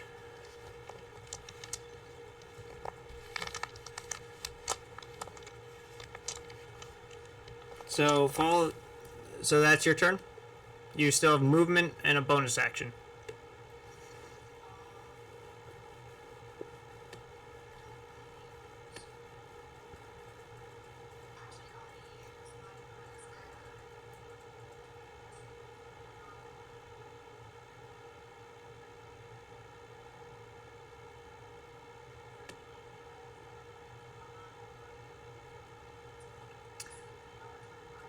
So there's a ledge here that you could attempt hiding behind and or underneath. It wouldn't be able to directly have line of sight on you.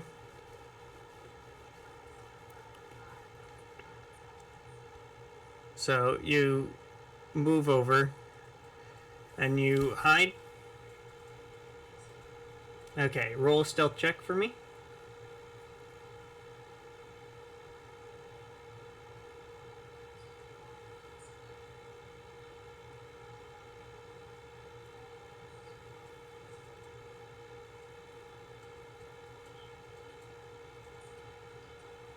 $18. Alright, you feel like you're pretty stealthy. You don't think any of them see you. Alright. So that's your turn? Alright. Up next is Frederick.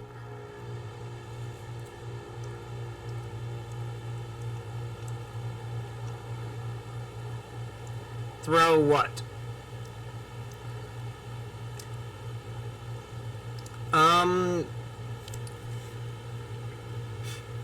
You can roll a strength check if you wish to chuck the torch. Since it's not balanced and meant for throwing, I would have you roll a strength check, and depending on how well you do, depends on whether or not it reaches its target. Okay. You can do whatever you want.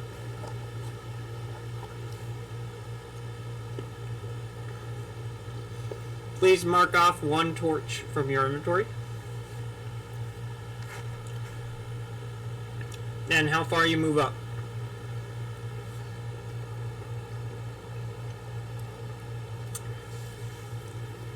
So, moving 10 feet will put you at level with the ones up front.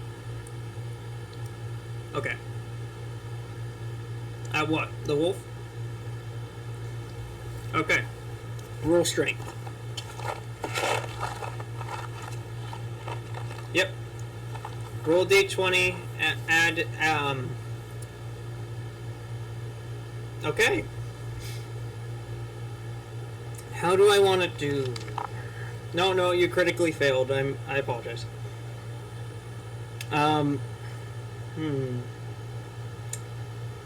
You release the torch, and it sails straight past the wolf.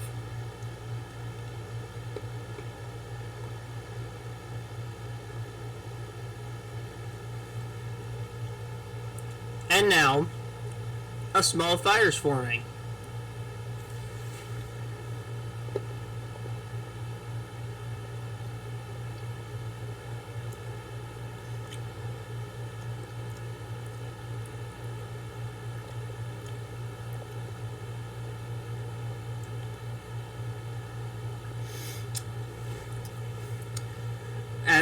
By the way, yes, one of the trees has caught on fire.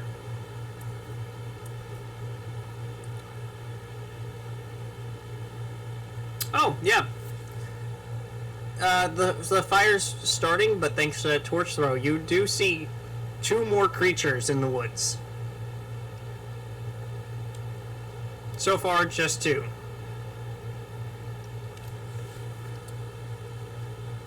You see 2 shapes. You see 2 shapes. That's all I'll say. It's a little too far, and it's really dark over there. It's as your torch was sailing by.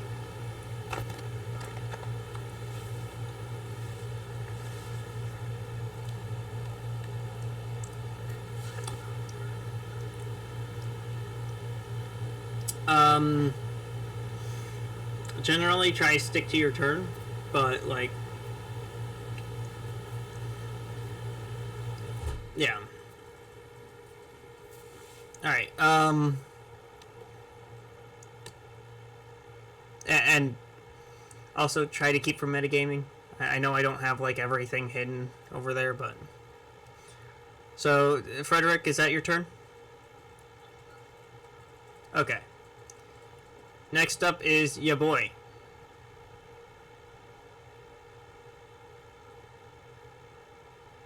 Yes.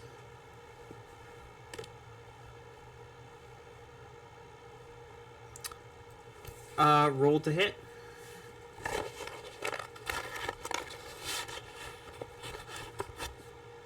D20 and then add your modifiers, your 2 hit bonuses.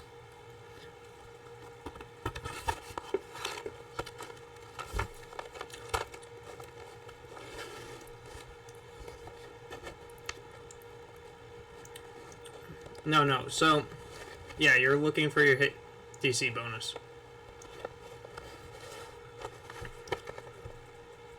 18 overall. Yeah, that does hit. Roll damage, please.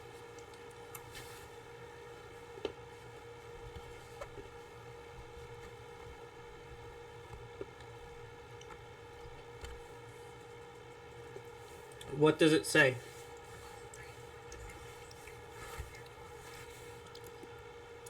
Alright. You heave back your javelin, releasing it at its apex. It slams directly down the throat of the wolf, essentially. However, it seems to continue staring.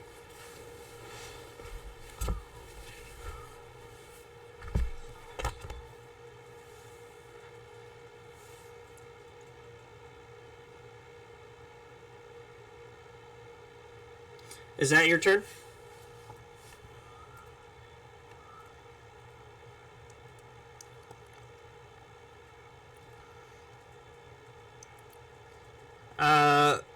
Let's see. Right now, Daddy is right behind you, so do you want to move to the left or right of him? Alright. You do so. Anything else? You still have a bonus action.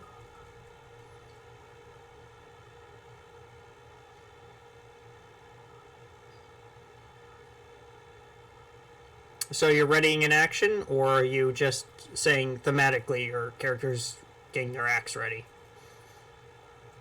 Okay. Okay. Alrighty. So that's your turn. Up next is Yinrith. And what he's going to do is...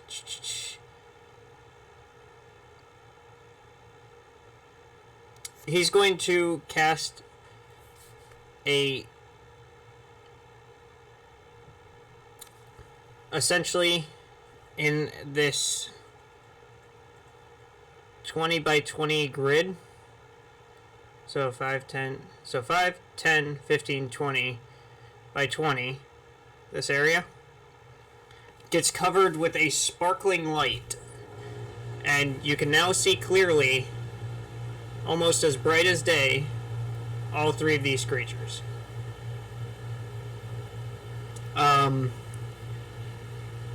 So any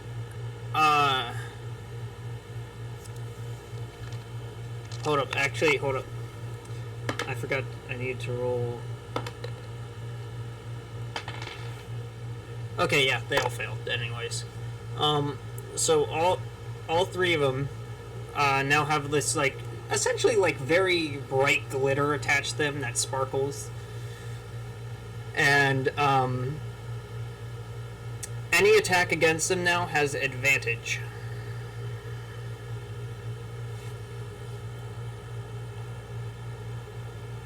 No, it's because of the fairy fire. The sparkles. It's now super easy to see them.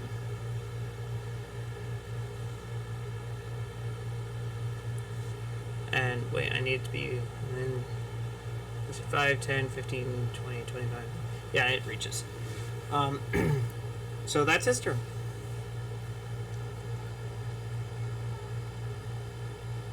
Nope, it illuminates them and makes it so they're easier to hit now. Daddy, it's your turn.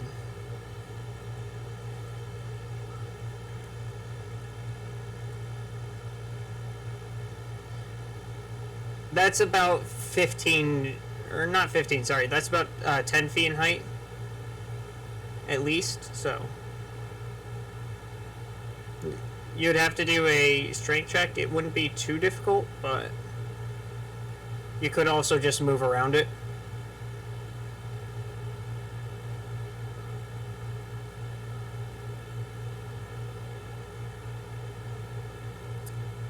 So you have Luna here, closest to the cliff edge, followed by Frederick, Atem, and then your boy is right next to you to your left.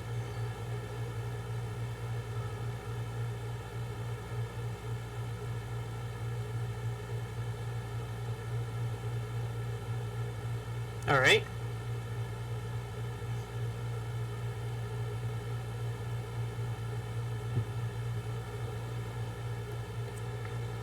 Alright, you have all been blessed.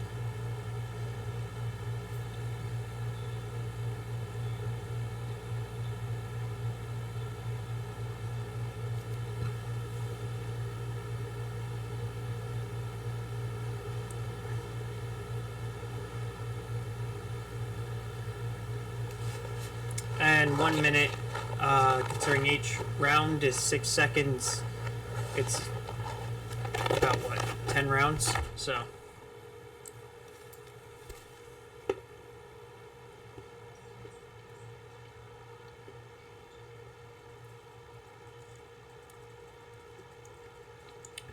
Yeah, it's so whenever you do an attack, you roll a d20 and now a d4, and you add them together, and then you add your modifiers.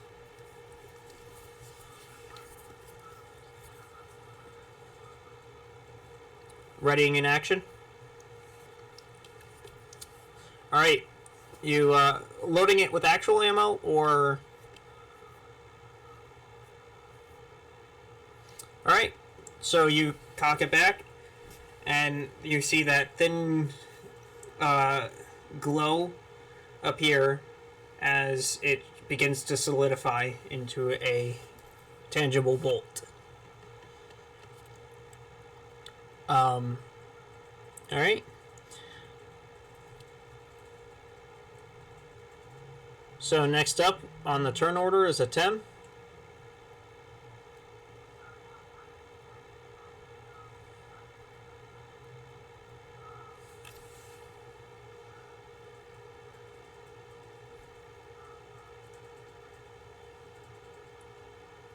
No. So he loaded a crossbow and got it ready.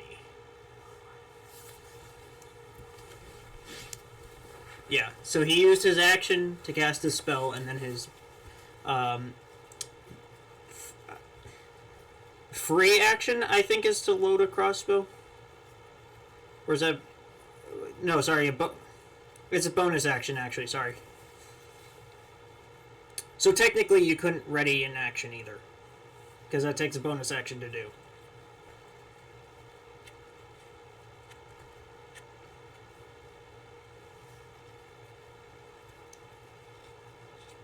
Okay. So you essentially get the crossbow out. Gotcha.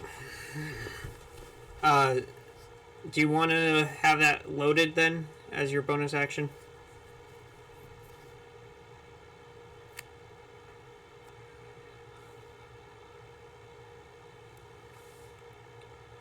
No. So reloading takes a bonus action to do.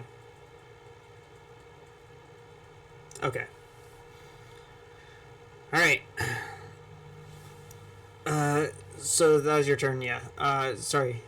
Atem is your turn.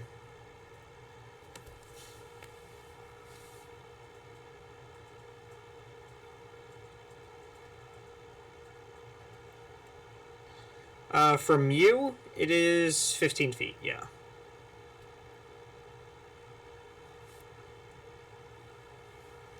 Yes. Yes.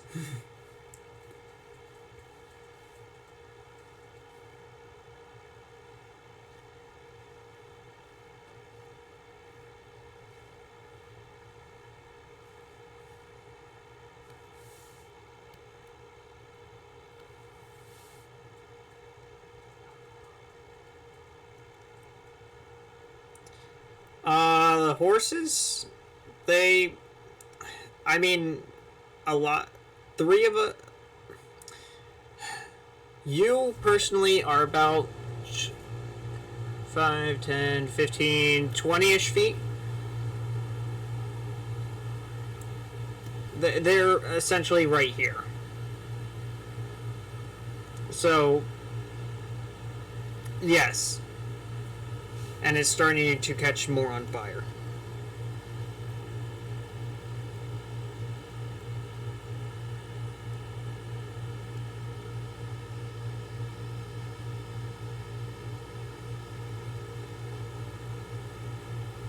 Yes.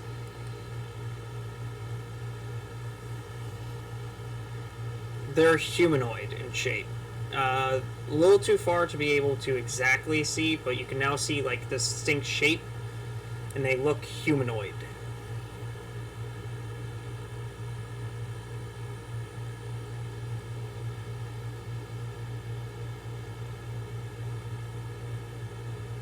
Wait, what?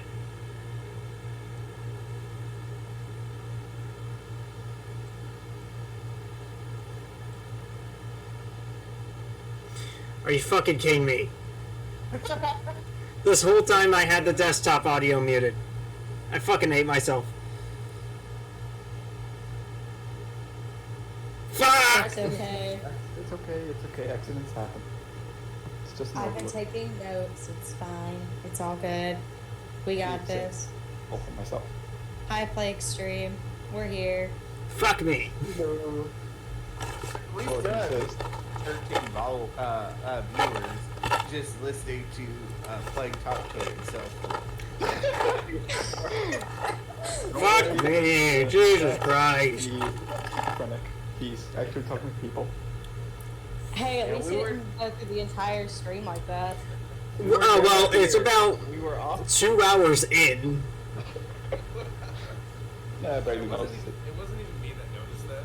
That was I'm curious why no one else said anything. I'm wondering why no one else said anything. There's fucking 12 people here, apparently. I wasn't Well, we're hearing not- your stream. I was looking at it, but I wasn't hearing it. I have it on mute. Yeah, we're not. We can't listen to you in Discord and to you on your No, stream. no, no, no, because you I'm not- sound like I'm that. not We blaming- can't listen. Hold up, I'm not blaming you guys. So Thank you, Azora. there's- Yeah, I'm glad I fixed it too. I'm disappointed in myself. Because now, I use these, past VODs before next session to try and figure out what exactly happened. So now I'm going to have to listen to myself talk for 2 hours. And just me. That's going to be torture. Jesus Christ. So, anyways, so to get back on track, I want to shout out, guys. That fire looks bad. I think we should start making our way back to the wagon and try and get out of here.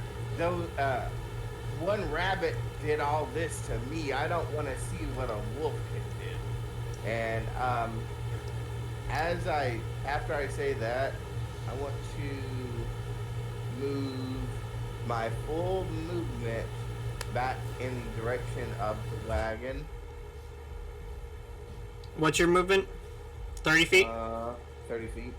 Well, you can use 5, 10, 15, 20, 25 feet. You'll be able to reach the wagons. Okay. I'm gonna stay outside of the wagon. I'm not getting in it. I want to wait and see if everybody goes Alright, along so with 20, my plan or not. 20 feet of movement. Gotcha. Okay.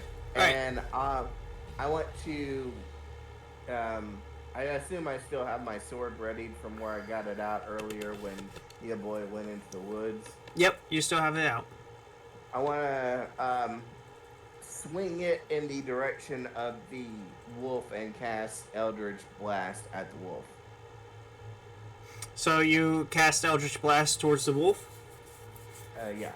Roll with advantage due to the fairy fire. Okay.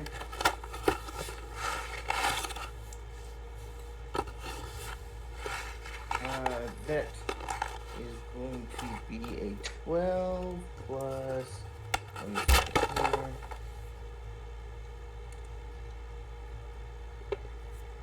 Since charisma is my spellcasting modifier, I assume I add my charisma modifier to the hit attack. Is that right? You should have a spell attack modifier, which I should be your spellcasting modifier plus Okay. your proficiency bonus. So then that would be a 12 plus 6. Also, would Bless not help him on this throw? It would. Yep. So then that So would roll be an a 12 additional plus- D4. Okay. D4. 1 second. Yeah. Thank you for reminding me about that. That would be 12 plus 7 actually. 12 plus 7. Yes, that hits. Okay. Roll damage.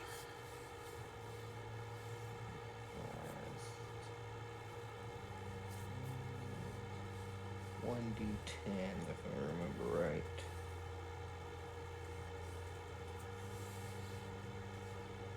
Yep, D10. 1 second here.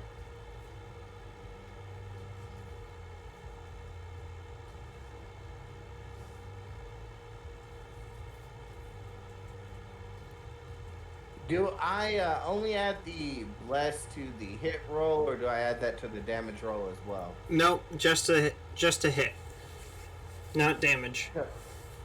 So, and do I add my proficiency bonus to the damage, or just the spellcaster modifier?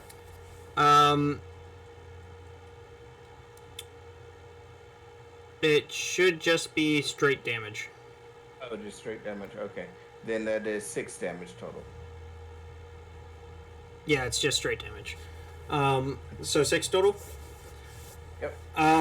You fire off your Eldritch Splash, the Eldritch energy ripping out from your arm, going straight, flying true, direct center impact upon its back, hind shoulder. Its back and its front paw or front leg shoulder. Ugh, sorry, words. As a huge chunk of it gets ripped off. It's looking pretty rough, but it still seems to be standing.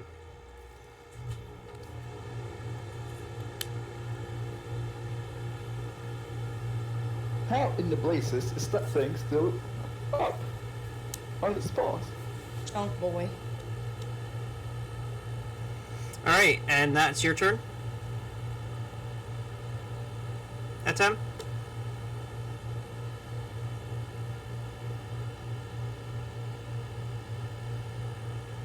I'm gonna assume so. Alright, it's now...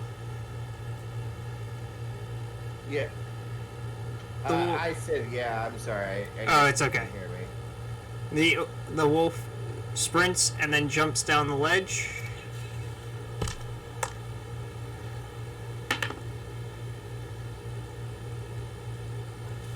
It landing not so gracefully, but is still able to keep on its feet.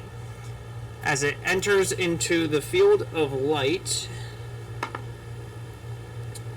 which seems to slow it down and make it stiffen up a little bit. But,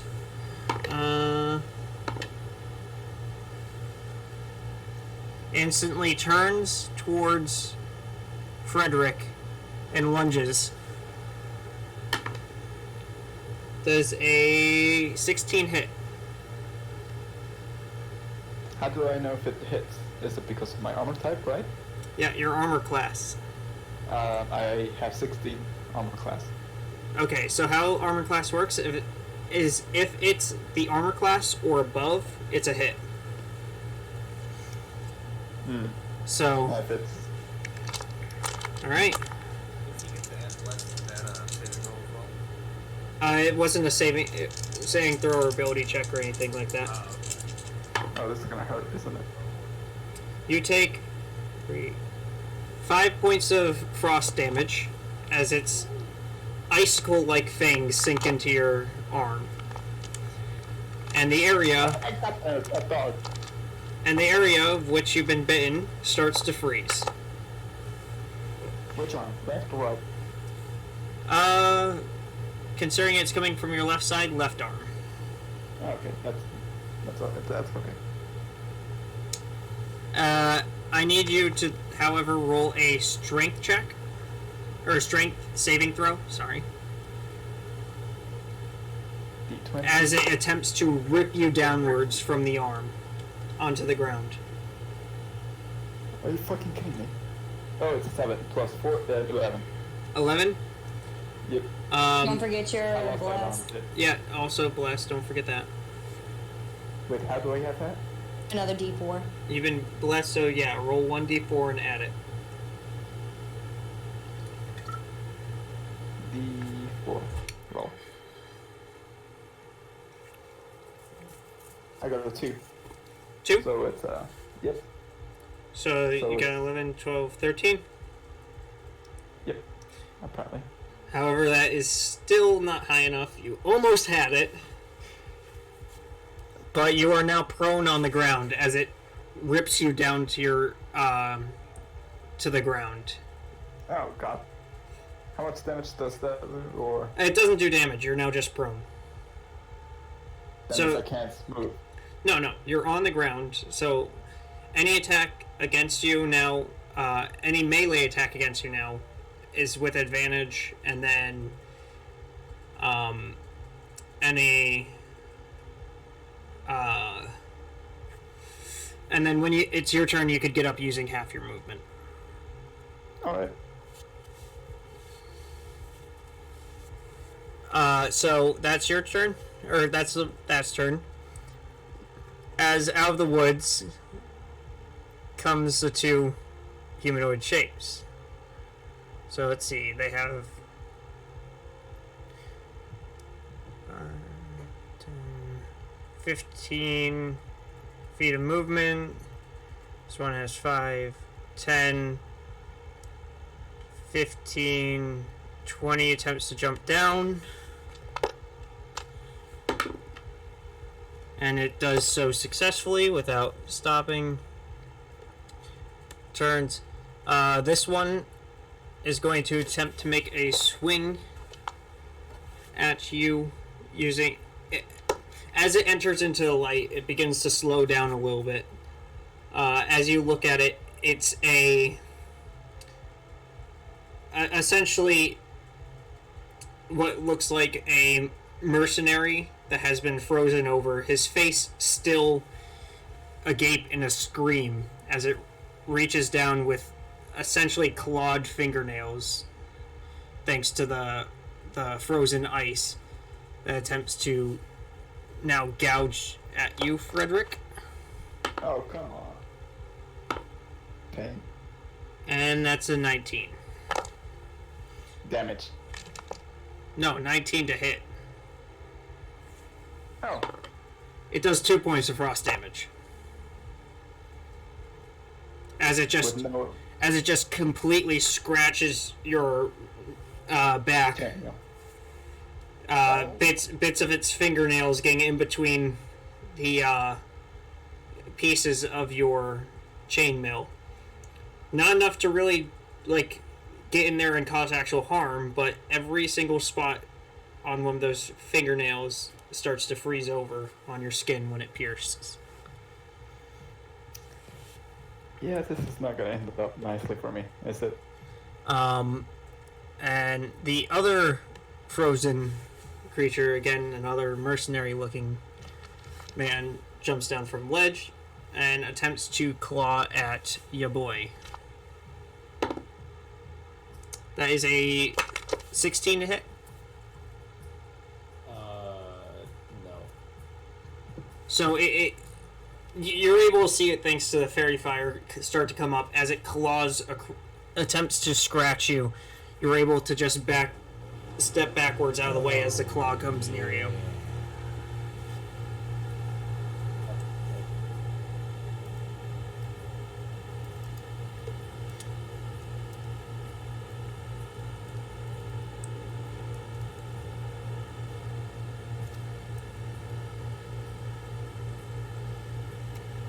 Thank you so much for the follow.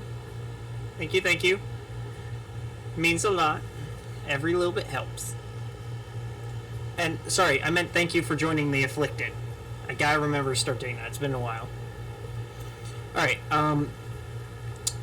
so that ends its turn as you hear more rustling in the woods.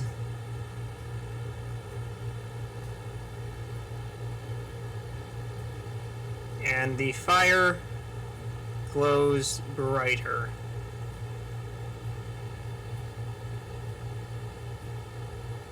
Alright, up next is Luna. Okay, so I'm in hiding right now. So what I think I want to do is my movement speed can it be split? Yeah, you could move 5 feet, do an attack, and then move the rest, or you could basically do whatever you want. Alright, so what I'm gonna do is I'm going to move 5 feet. Let me see. I'm trying to see the board. They're on either side of your boy.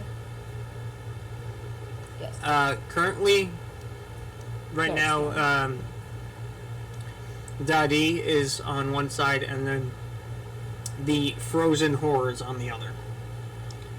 Okay. So what I'm gonna do, You're kind of boxed in right now. I'm not going to lie.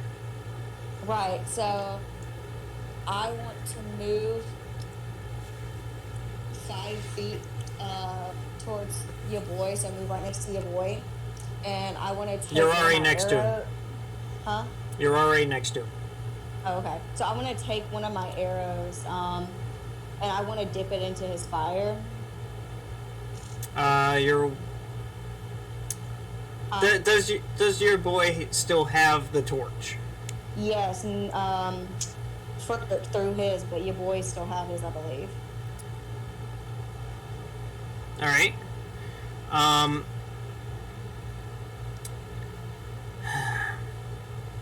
Is that possible? Is that something I can do? I'm trying to think this out because he just got attacked, so I think his attention would be focused on the creature attacking him. So I don't know if he would be able to like go and do that. Oh, okay. I just didn't know what happened to his torch. Okay.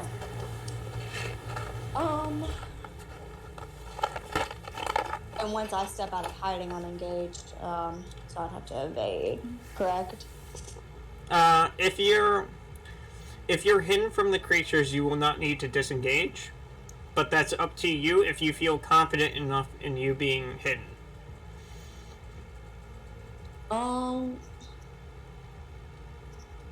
Can I attack while hidden, or does that work?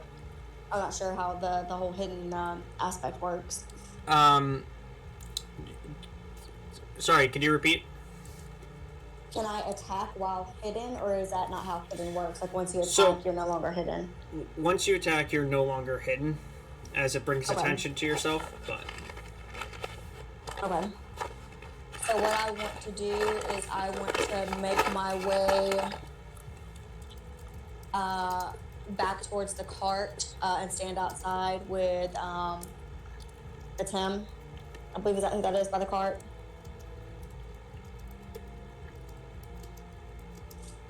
So I'm gonna go Give ahead me and 1 move. second, sorry.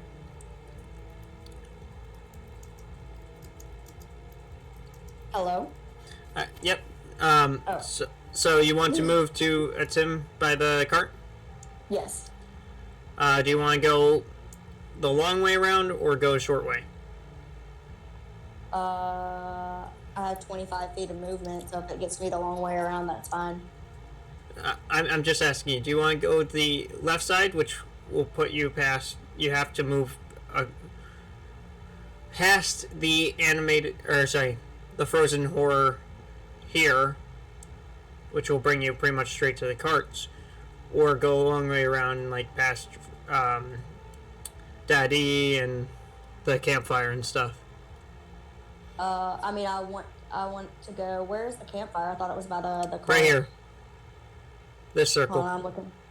Oh, okay, the circle. Actually, so I'm gonna move next to the campfire. Next to campfire? Yep. 5, 10, 15. Yep. And then I want to. You still have the stone on you, don't you? Yes. As you move past, both the wolf and the creature make their attacks of opportunity against you. As shit. you're literally holding a beacon of light. Well, shit. The frozen horror misses, but the wolf does indeed hit with a 19. Hit. So you take 3 points of frost damage. Okay. And as it bites you, obviously, as I've repeated multiple times now, the area which it bites you, we're going to say the back of the leg for now, starts to freeze over. Okay. Do I make it to the campfire? Yes, you do. Okay. And then when I make it to the campfire, since I still have an action, correct? Yes, you still have your action. Okay, so now I'm gonna dip my arrow into the fire and try and fire it at the wolf next to your boy. So you're firing at the wolf? Yes. Go ahead, roll to hit. So that is I got a 16. What's added to that? Hold on.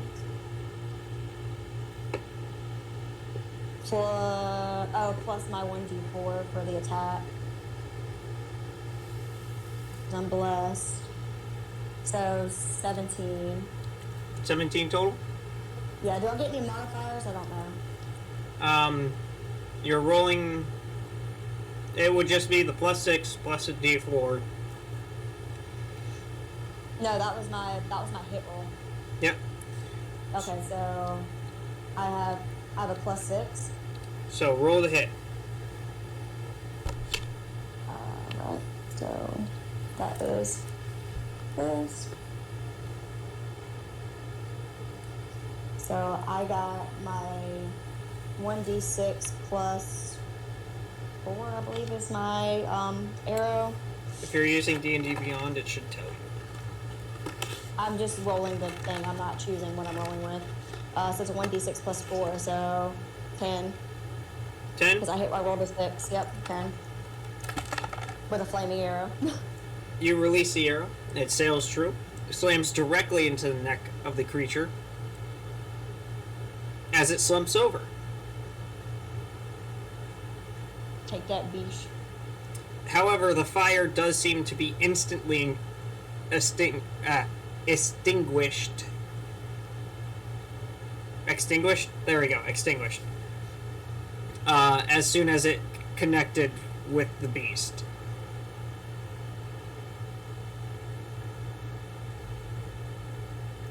I believe that's the end of my turn. Alright. That's your turn? Up next is... Wait, I have a question. What? So, I believe one of my reactions when an action in combat is I have an opportunity attack. What is that? That's if an enemy moves... So that's what just happened to you when you moved out of melee range from an enemy. If they do not disengage and they are seen, you can make an opportunity attack if they leave melee range, so 5 feet of you. Okay. And I also have a sneak attack. Once per turn, I can deal an extra 1d6 damage to one creature you hit with an attack with a finesse or ranged weapon. Yep, If you while have in their advantage stealth. on the attack roll. Yep, while you're in stealth. Okay. So you have I to be didn't know. hidden. The creature cannot see you. And then you could roll at advantage, and then it will do sneak attack damage, too. Okay, so that would have been when I was hidden. Yeah, but Okay, cool. you I weren't was trying to actually double check. hidden. They all saw you because, beacon of light. Yeah, that thing. Cool. Thank you. No problem. Alright, Frederick, you're up. Alright, so I decide to get up and move towards the campfire again. So you stand up. You're not disengaging. What do you mean disengaging? You use your action to disengage, which means enemies cannot take attacks of opportunities against you as you leave their melee range. Which there's 2 creatures in melee range with you. Yeah, wait, give me a second. I have bonus actions. I have action combat. Wait, second wind. I was gonna... No, wait, no. Actually, never mind. Yeah, I rolled to disengage. Actually, no. I rolled to... I still have a health potion, right? Okay, so how disengaging works is Yeah. it's not a roll. You just say, I disengage. It takes up your action, and you can just walk away. However, I don't know. I can't remember how you guys split the potions again. So who has potions? I had one, so did Clint. So yes, if I recall. that takes a bonus action to drink. And I don't have that, right? No, you have a bonus action. Oh, sweet. So, I'm not gonna disengage. I'm gonna drink the potion after I get up. So yeah. Alright. You do so. That should be 1d6, 1d4. Hold up 1 second. Let me look this up. Potion. The healing potion is a 2d4 plus 2. There you go. So roll 2d4, add them together, and then plus 2. Wait, 2d4. Those are two d4, right? 2 4-sided die, yep. 2d4. So 2 of the 4-sided dice. I got 2 plus 2 plus 4. Yeah, 4 total. And that's just with the dice? Yes. Add 2 to that. So 6 total. Yep, 6. And that's how much you heal. Please mark off 1 healing potion. Alrighty. Do I still have a turn or? Yeah, you still have your movement and your action. Alright, I'm gonna slap. Not slap, I mean attack. Or sorry, actually the wolf is dead. I'm gonna attack the zombie. The frozen thing. The frozen mercenary? Alright. Yes. Roll to hit. That's a d4. 20, right? D20 and a D4 because you're blessed. And then your... I'm assuming you're using your greatsword? I'm actually using great axe. A great axe? Yes. Okay. So, yeah, roll the hit modifier for a great axe for you, which should be strength plus proficiency. No. That's your damage. You need to see if you hit first. Oh. Well, I got an 18. 18, and that's with the D4? Yes, total. Okay, and then you should also have a hit modifier, which should be your strength plus your proficiency bonus, which is 2. And your strength should be what? Your strength modifier? It's plus 2. Oh wait, yeah, plus 2 in strength. So that's plus 4, so add 4 to that total. So 22. Yep. So that does hit. Roll damage now. How do I do that? Another d20? 1d. So because great axe is 1d12, and then Plus 2. Yeah, plus 2, because you're proficient So at it. I roll a d12. Sorry, and then move. Yep, 1d12 plus 2. I got a 6, 8. 8 damage. All right. You heave up your axe. You slam it down, and it cuts deep into its shoulder blade. However, it's still standing. Oh no. And you kind of have to like kick it a little bit to get your weapon dislodged as the ice started to freeze over onto the axe head. All right, no biggie. But all right, so that's your turn. Yes. All right. Up next is ya boy. So, on the map, where am I compared to Nomad? You are. Atem is right below you 5 feet. So he's behind me attacking? He's behind you. He did an attack, yes. So that zombie would be to my left. Would be my left? Yep. Alright, well, since he just attacked that zombie, I want to turn to my left and attack the same zombie. He didn't attack the zombie, he attacked the wolf, but same difference. I know what you mean. I thought the wolf was dead. Yeah, his turn was a while ago. There's just so many of you that it takes a while. I'm talking about the wrong person. What am I doing? Nomad? No, Frederick. Sorry. Right. Nomad, aka Frederick. He attacked the one that is 10 feet away from you. Okay, well then I will move towards that same zombie. You have one right on top of you attacking you. Oh, he's still there. Okay, well then attack that dude. All right. Roll to hit. 1 second.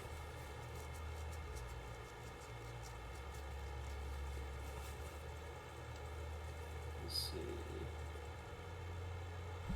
It'd be a 17. 17. That hits. Roll damage.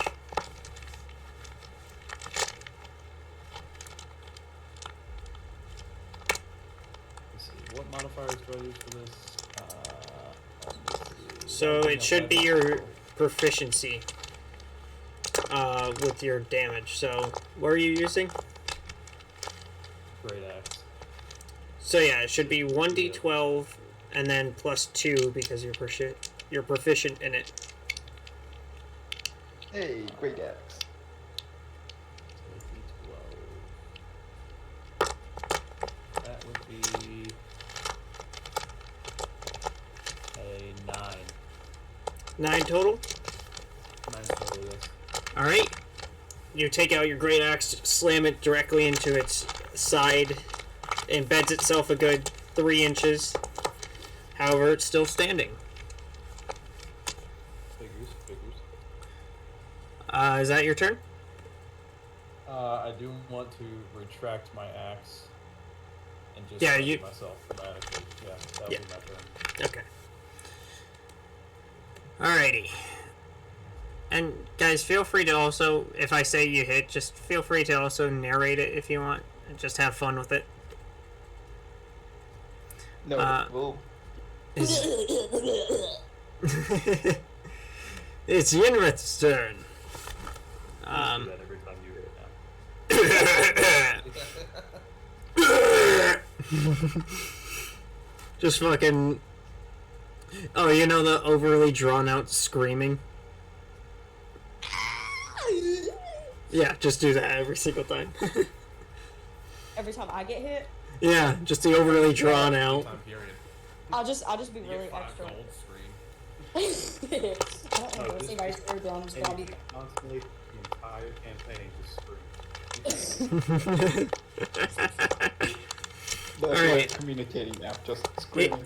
He's going to take out a small mechanism that fires a lightish blue beam of light directly at one of the creatures. Actually, this has how much feet? 60 feet? So, this is... do you know what? He's going to have fun. 5, 10... Well, sorry, 5, 10. And this should be a line, if I remember correctly.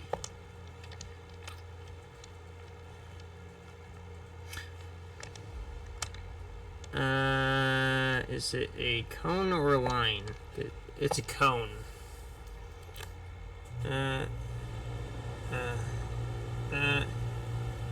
5, 10, 50. He's going to basically run up and just open up his mouth, and you see this black, like, darkened cloud of emanate from his mouth as it covers all the way up to here, down in a cone shape, as it completely engulfs that armor, that frozen horror, as I've been calling that one. And it needs to make a dexterity saving throw, which it fails miserably. So it proceeds to take 2... Wait, hold up. How much damage? 2d8? Huh. Why does your VTuber look like he's having a stroke? Because I'm looking off to the side and stuff where my laptop camera can't really see me well. So she's basically having a stroke. Pretty much, yeah. There's 2d8, and that's 9 points of damage. So it gets shrouded in necrotic energy.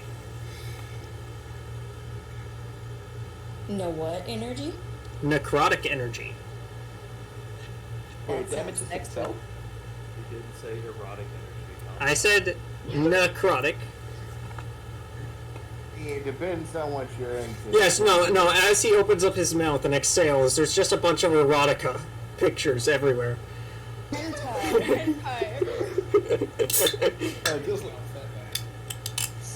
Women, pictures of a brothel flash through his mind. It's like someone opened up the channels to 4chan. No, oh no! Look away! Alright. That isn't like, it's like Bond police, you know? Alright, so that's his turn. Fucking pervert, you know? That better be an on-running joke. Alright, Daddy, it's your turn.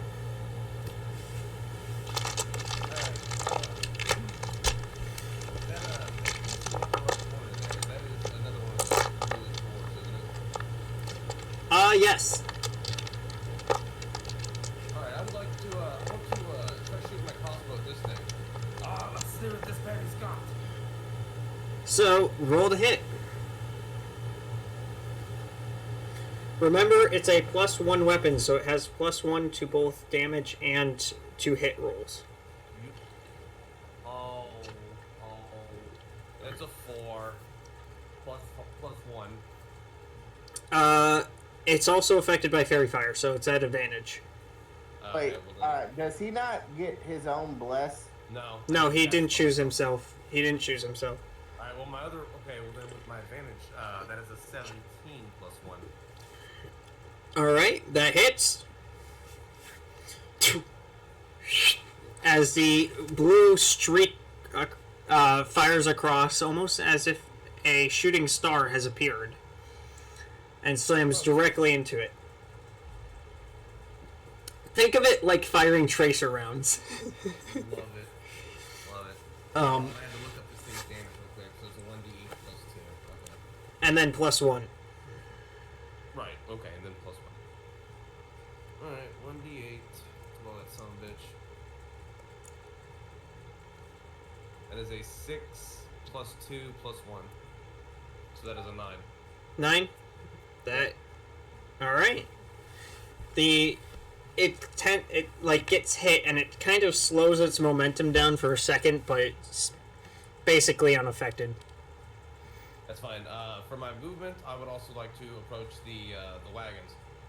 Guys, we need to get out of here. There's more rustling in the woods. This could go on all night.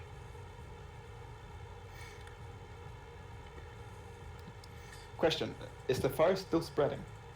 Yes. Nice. Nice, yeah. I'm glad he's proud of himself. Good job, scaling.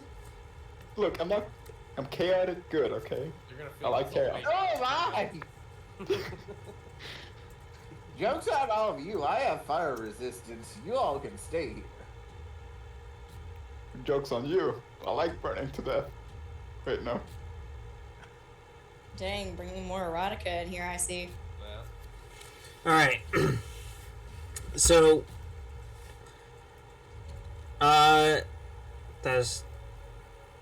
That's your turn, right? Well, I wanted to move closer to the wagon. Oh, you want to move closer to the wagon? Yeah.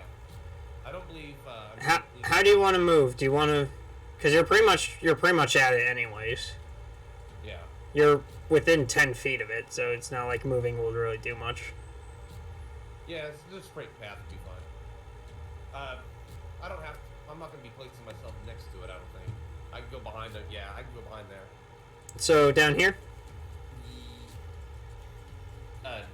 Hold up. Below, yeah, down there. Sorry, it was taking a second for the stream to catch Yeah, up. no, I have my stream up too, so I see the delay. Yeah. That's perfect. I've Alright. got a question. Yes? The wagon, there's no driver, right? It's one of us gonna Nope. have to drive it, right? No driver, it's you guys. Alrighty. And it's like, what, 2 horses? Yeah. Alright, just have to get a mental image. Also, for my bonus action, I'd like to go ahead and reload that weapon if I can. Okay. You do so. Another magic ball. Pumping the action. How do you want to do that, by the way? Do you want to do it Terminator style, or do you just want to pump it like a lever action? Have an action pose. Oh yeah, no, we gotta have an action pose. Hold it to my left, and I just like pop it down, almost like a shotgun. Okay, so near Terminator style. Gotcha. Yeah. What, does he have a shotgun bolt No. crossbow? Pretty much. Pretty much at this That's point. cool. I want one, but for my sword, just pump the sword and Yeah, just shoots more swords. Do you know what? All of our weapons should have a pump action, even if it makes no sense and does nothing. Great sword, pump action. Hey, one more like, sword I on my actually sword. have a great question actually about this. What? About so that dagger that I can. It has a pump action, throw, yes. Okay, how far does it go? It's the same How many thing feet? as a throwing dagger. So it's literally a dagger, so it's the same throwing feat as a normal dagger. Okay. It just will return to your hand instantly.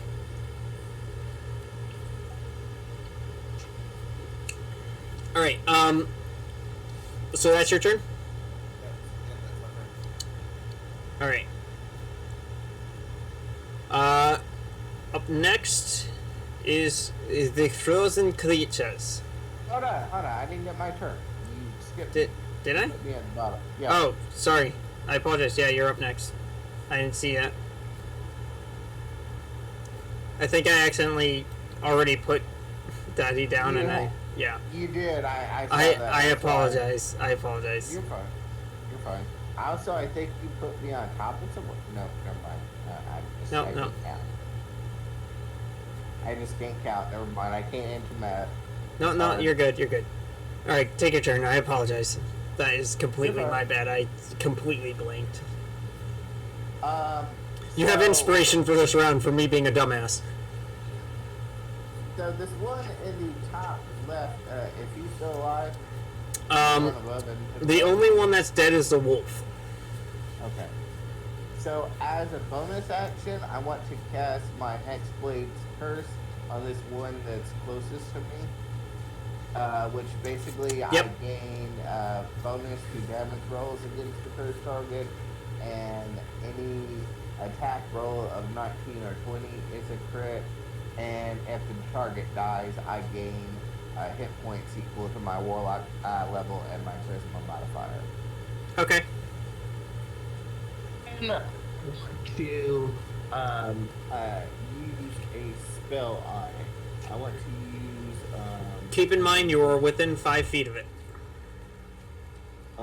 the spell I'm using is a melee spell, so it's Okay. fine. Okay. Just checking. I'm going to use my Wrathful Smite, which with my sword, and then if I hit, it does an extra 1d6 psychic damage, along with the regular sword. Okay. Do I go get the bless from? Yeah, you still get the bless. Okay. Were you joking about the? And also the- advantage on the attack roll because it is still under the effects of fairy fire. Okay.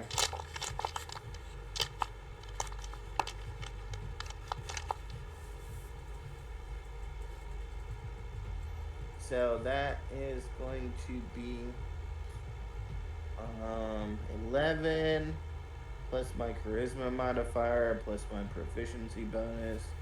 So that would be 15, 17 total. 17 total? Yep. Alright. That does hit. Okay. Then it would be 1 second here.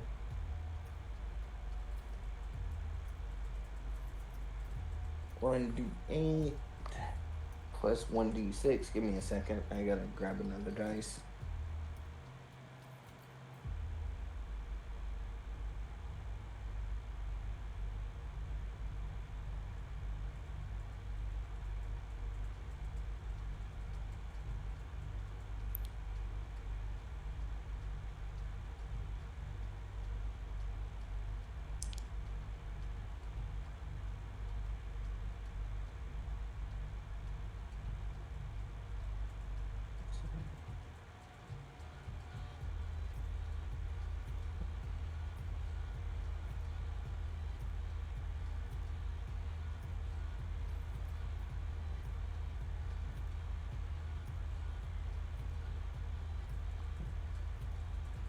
So 7 plus my charisma modifier, which would be 4, so that makes 11. Mm-hmm. Plus my proficiency bonus, which would be 13. And then I get an additional bonus because of the curse, which would be 15 total.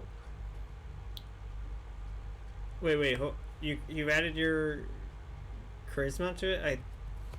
Yeah, because I'm a hexblade, I get to add. Oh, okay. Yeah. No. Okay. You're right. Sorry. So yeah. So how much damage? 15. 15 total. Yeah. And, you fucking cleave the thing in half. Awesome. And then Thank you, Kurt. because of the curse, I regain hit points. Yep. So I would regain 5 total hit points. All right. Just mark that down. All right. And that. Also, for my movement, I want to just go ahead and climb inside the wagon. Okay. You that'll be climb my inside turn. the wagon. And that'll be my turn. Okay. So I'm going to put you off to. Are you still participating in combat, or? Yeah, I'm still participating. Like if I need to, I'll cast Eldritch Blast on my next turn or something like that. But I want to be ready for us to make a break for it. Gotcha. I got you. All right, so you're in the cart. Now it's their turn. Now that I didn't fuck it up. So 5, 10, 15 attempting to drop down. That is successful. So it lands on its feet. 5, 10, 15. Technically, it would be getting down. I'm going to move this right there. So I'm going to have it. And this one fails as it falls directly onto its head, seemingly breaking part of itself, and is prone on the ground. However, there are going to be 2 attacks being made. Or 3, but one's at disadvantage. Frederick, the one in front of you, attempts to swing. However, does a 2 hit? It does not. So you basically take the head of your axe and just bat its hand away as it takes a swipe. No swiping. Wait, no swiper, no swiping. Oh my god. The one on the ground is it going to attempt to make a slash at Yenrith with a 16. That does hit. So Yenrith takes. Wow. Okay, that's a lot of damage. 12 points of damage. Dear Lord. And still kicking? Yeah, no, he's still kicking, even with the health being removed earlier, but not doing well. Like I was. Poor thing. So that should be. Actually, he's still doing okay. He's not doing really bad. And then the other one that has made it down is going to attempt to attack. That is a 14 against. Actually, no, that would be at disadvantage because you're in the cart and kind of out its reach. Yeah, 14. Does a 14 hit Atom? Yes, that would hit. Alright. You'll take 8 points of frost damage as part of as it rakes across your, let's say, your arm, and the entire, like, along the entirety of that scratch mark, it just starts to freeze. That is their turn. Up next is... What? I was looking. I apologize. I was looking at the chat. So what hit me just now? One of the other living frost statues. Oh, okay. So it is now Luna's turn. Alright. So I'm trying to figure out. I'm trying to look on here, but it's so hard to see. You're on. Where is. You're over here.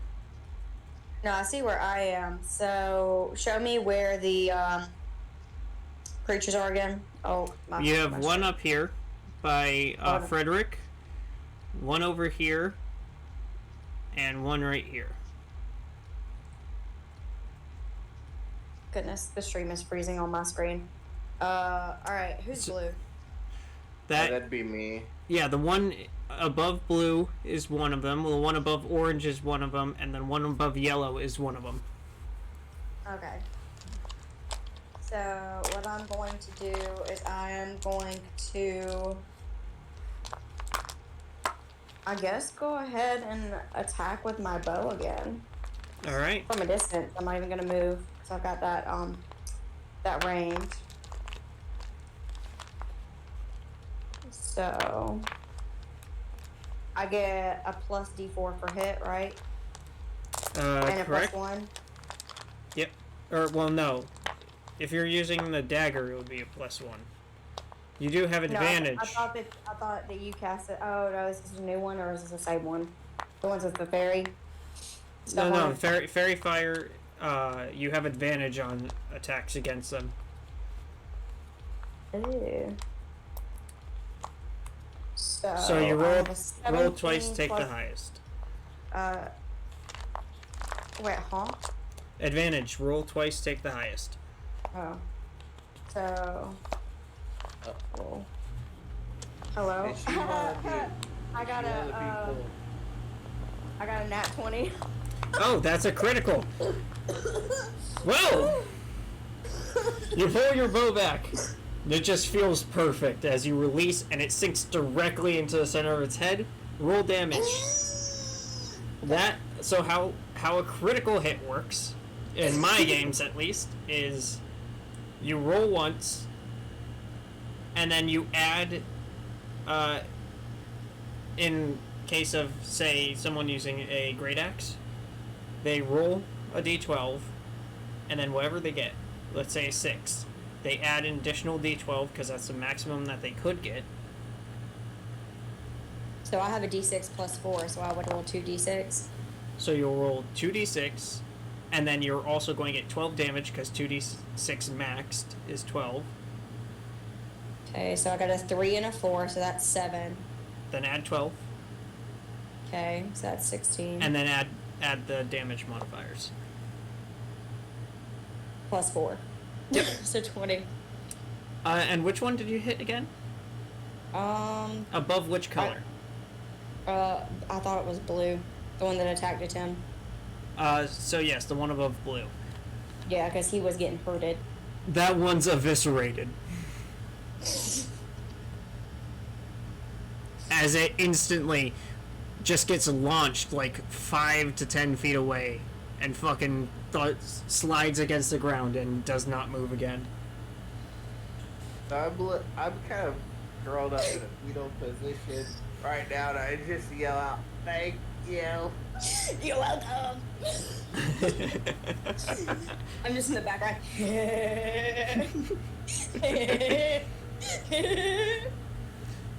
Impressive shot! Maniacal laughter. I don't know. Impressive shot, but I think I need to take you to a psychiatrist now. What is a But yeah. psychiatrist? Don't worry about it. It's a fun time. Anyways, is that your turn? You still have movement and a bonus action. Let me see. What do I want to do? Man, this is fun. Let me check on my bonus actions really quick and see what all I could do. Actions. Yay! 2-weapon fighting or cunning action. Take a bonus action to dash, disengage, or hide. So what I am going to do is I am going to go ahead and move like down kind of towards who is white. That would be Duddy. I'll move towards Duddy. Just right next to him. Just 5 feet? Alright. It's like 10. I want to be like on the right side of him. That's a cliff edge. Oh, just kidding. We can move next to him. That's fine. I mean, fine. technically there's a bit that you can be on, but just know there's a cliff edge right next to you.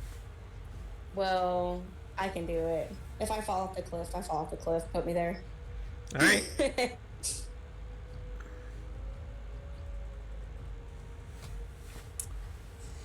Alright, so that's your turn? Yeah. I believe up next should be Frederick. Yes. Frederick, you're up. Yeah. I want to roll a perspective. Wait, no. What the hell?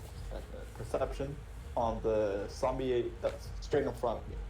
What do you want to glean? I want to see. Wait. Sorry. I want to see how damaged it looks and if it's got anything of value or parchments or. I mean, attempting to loot a corpse while it's still walking, that's a bit strange, but you could see. Side note, I said to the right of him, so I didn't realize because I couldn't see the stream, but I was talking about to the right, like not on the other side of, like in the road almost. I got you. I moved you. Sorry.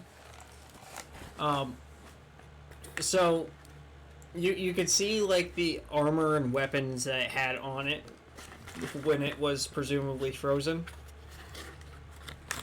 So it seems to be a mercenary. However, how it damaged it looks, it's looking worse for wear, but It still looks like it could take a few hits, right? I'd have to say it could probably take about 1 or 2. That's what you could probably glean from it. Like there's massive chunks missing from the creature. Alright, so I decide to hit it with my axe one more time. Alright, roll to hit. Remember, at advantage, because it's under the effect of fairy fire. D20. I rolled a 10. Roll again. Plus. Again? Yeah, advantage. You roll twice, take the higher. Alrighty, let's hope it gets. God damn it, it was about to be an 18, but I rolled it into a 2. So I guess 10. So yeah, 10, and then add your... Wait, I have, let's see, actions, bonus, reaction, other features, traits. If I remember well, my abilities were like, two-handed combat, and if I roll a 1 or 2, I can roll again. Okay. That would be great weapon mastery, I think. Which I don't have, right?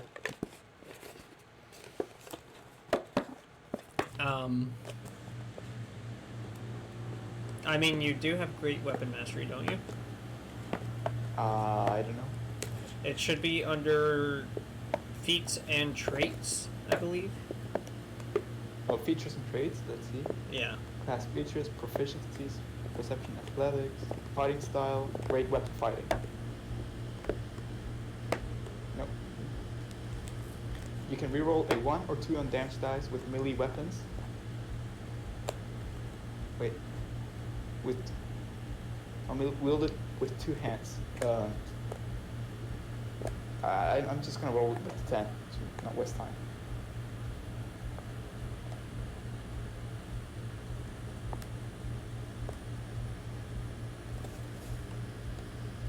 Guys?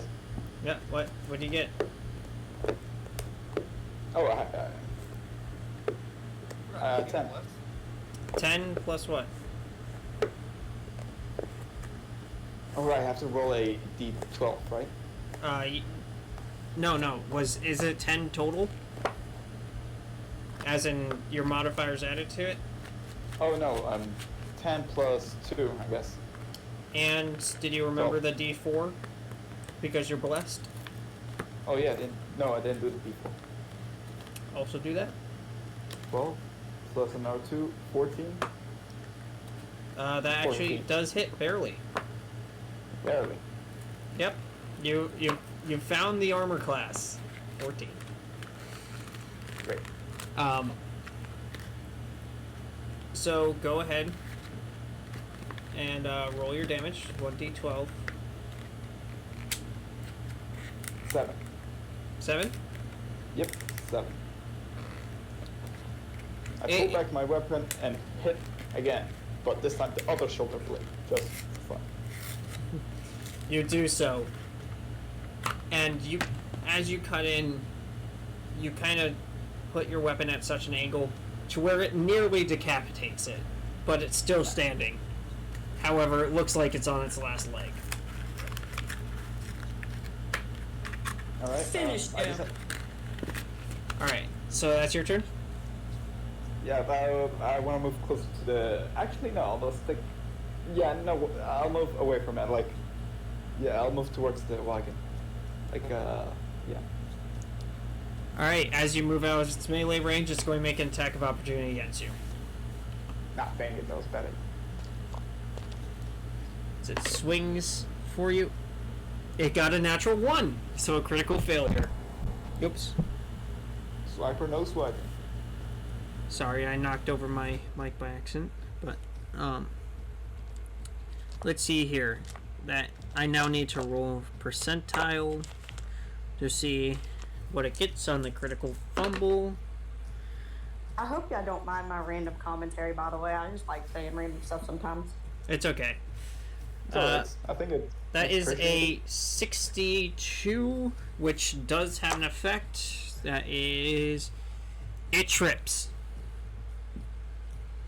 So as it swipes towards you, it loses balance due to its nearly tumbling off head, and it kind of collapses onto the ground. It's now prone. Off topic, Mike, when we get done, would you mind sending me that critical fail table? Because I'd like to use that during some of my DMing sessions as well.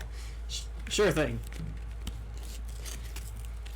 Sorry to interrupt, guys. It's okay. It's okay. I've been doing it all night. It's all Yeah, good. no. I think it just adds flavor to the... My peanut gallery stuff. Honestly, you guys could talk whenever. I, at first, was thinking about having it just be, like, on your turn, but it makes no sense. Just go ahead and talk whenever. I'm just doing the background effects. Yeah. Frederick, is that your turn? Yeah. Alright.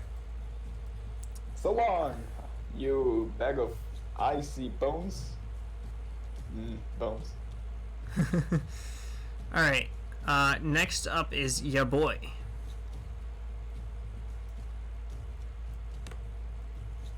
Alright, so Ujig was to the right of us, correct? There Where is... I'm standing, he was up to the right of me, but there's one directly in front of me, right? I can't really see the board on this journey. So there is one that is essentially to the left of you from right like the left of me, perspective. And that's the only one that's directly near you. The other one is essentially northeast of you. How far initially? 10 feet. 10 feet? The one How that's about to your left is 5 feet. the one that's 10 feet is prone, correct? Correct. Can I move 10 feet towards him and attack it? Well, you just Oh, need to on the move ground? 5 feet towards him, but yeah. Yeah, move 5 You feet could do left so and attack it. as you leave the enemy's area. He's going to make a swing at you. That is a 16. It is not. All right. So it swipes towards you, but you're already way past where it was swiping from. All right. So roll. I mean, there's no such thing as double advantage. Because it's under the effects of Fairy Fire and Prone. But you know what? It's going to hit so well. Why don't you just roll twice, but you're going to hit no matter what? How about that? So roll 220. Yeah, roll 2d20s. Or do you know what? I'm actually going to regret this later, so I'm just roll 2d20s. Add your normal modifiers and stuff. If I just say you automatically hit from being double advantage, I'm going to regret that later, so I'm not going to have that. Alright, well that would just be 24 total. So you rolled 2d20s, took the highest? Oh, excuse me, sorry. No, then that would just be a 16 total. And you added your attack modifiers? I did. Okay. So 16 total, that does hit. Roll damage. This music. It's interesting, isn't it? Bop in my head. It's 7 total. 7? Yeah. You cleave its head clean off its shoulders as its body slumps onto the ground even more. You basically do it executioner style. I'll take it. I'll just see heads roll. KO. Is that your turn? And then from there, That's my ball. That's it. yeah, that'll be mine. Alright. On the floor. No, Oh, pretty head. no. Up next is Yinrith, right? Yeah. And I believe he should just have a normal ass fucking sword, doesn't he? Actually, no, he has a spear. And a sickle.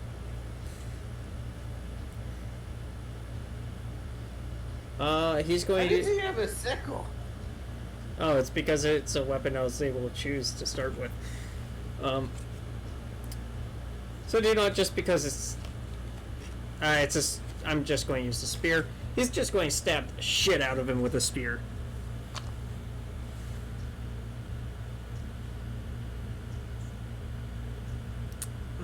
So that should be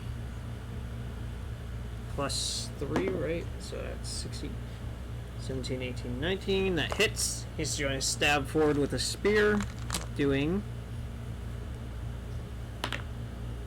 3 points of damage. He just basically pokes and prods at it for a second. And that's pretty much Inrith's turn. He's can't really do much else.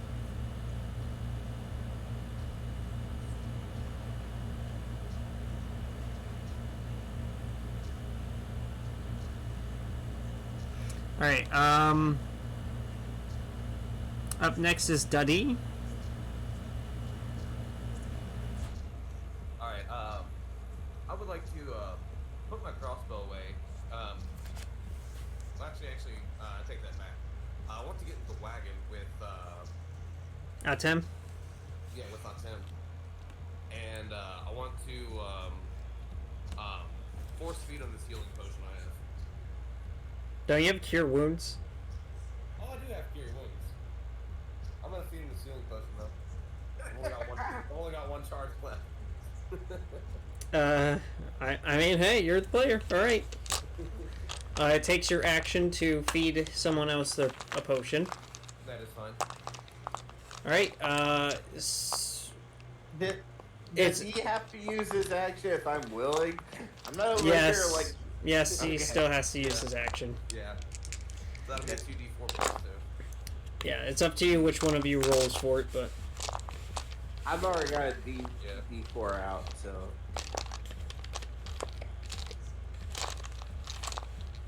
But I forgot to ask if you needed some dice. So you got a dice I got a roller dice up. roller here, yeah. Okay.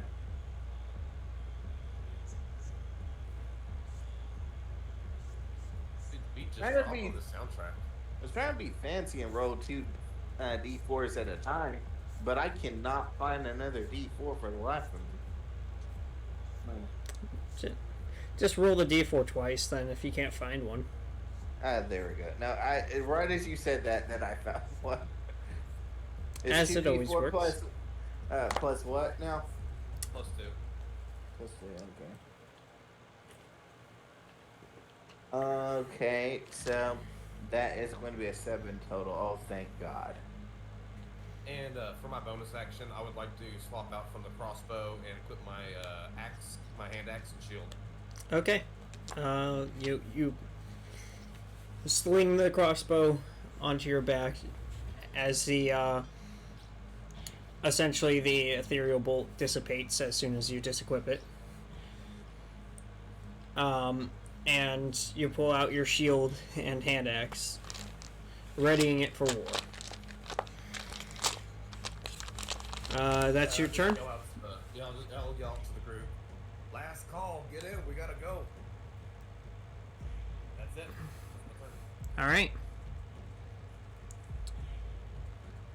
Next up is Atem. The one that hit me before. It's dead. Can I? Okay. So what is that up there diagonally to me? Is that an enemy? That's as well? one of them. Yep. Can I hit that one from the wagon with my melee sword, or can I only hit it with ranged attack since I'm You could- inside the wagon? You could hit it. Okay. Then I'm gonna go ahead and swing at it with my sword. Am I still blessed, or is that worn I off? would have had you roll. No, that's still going. I would have had you roll at disadvantage, but considering it has fairy fire on it, it's just going to be a straight roll. Okay, fair enough. And yes, you're still under the effects of bless. Okay. Here goes. So I got 8 plus 4 plus 2. So 14 total. 14. Yeah. That does hit. Okay. I got lucky there.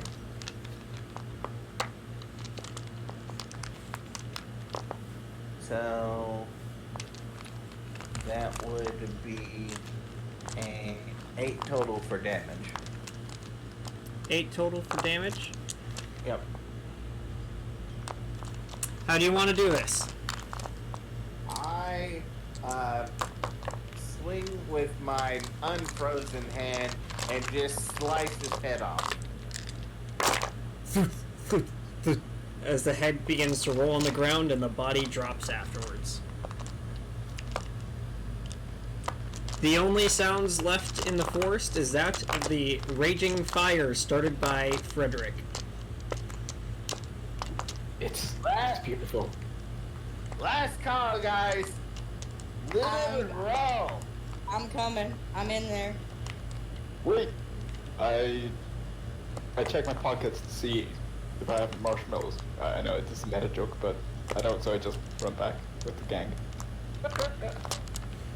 I think I might have So, some arrows we can use as sticks. We are out of combat, so it's now anyone can do anything. I do think that we need to go back and rest since it is getting late. Yeah, I'm not a fan of resting in the woods with the wildfire running. I think we should. Well, maybe we could put it out. Do we have Oh, anything? why? Do we have I mean- anything we can do that with? Well, we Um, have spellcasters, and I'm sure we could figure out something. We also have dead bodies of of these animals that are frozen, and these zombies that we could probably use to throw it out because the fire extinguishes upon hitting, unless that was just when they were alive. I look at my frozen left hand, and I'm like, I don't know how safe it is to touch those, though. Touch it. I dare you. Go touch the fire. I dare you. As far as spellcasters goes, I can't speak for anyone else in the group, but I don't have any spells that could dispel these flames. Can I check the body? Like, see if there's loot or parchments or anything? Yes. You could roll an investigation check to start Alrighty. checking bodies. A D20, right? And D20, investigation. add your investigation modifier. Yep. +2. Roll.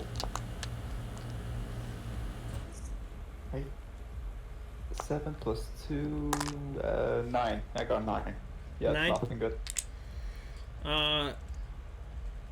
You find loose bits of gold, and there is the frozen weapons and armor, however.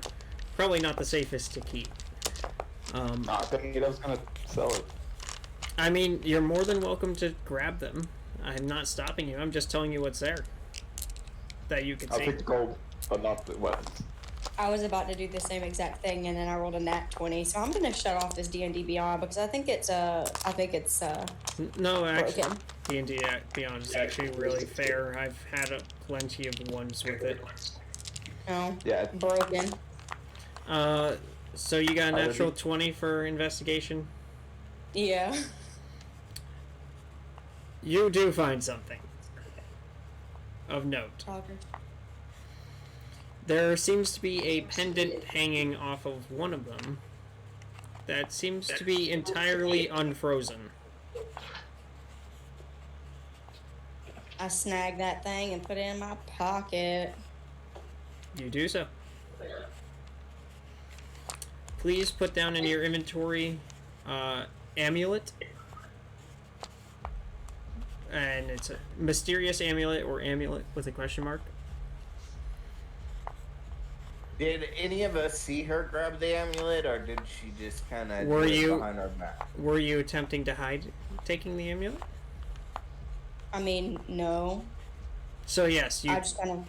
you can see her taking an amulet off of one of the bodies. Listen, I just eviscerated that bitch. I'm gonna keep it. Finders keepers. Right, honestly, if there's... Can I These see things- any?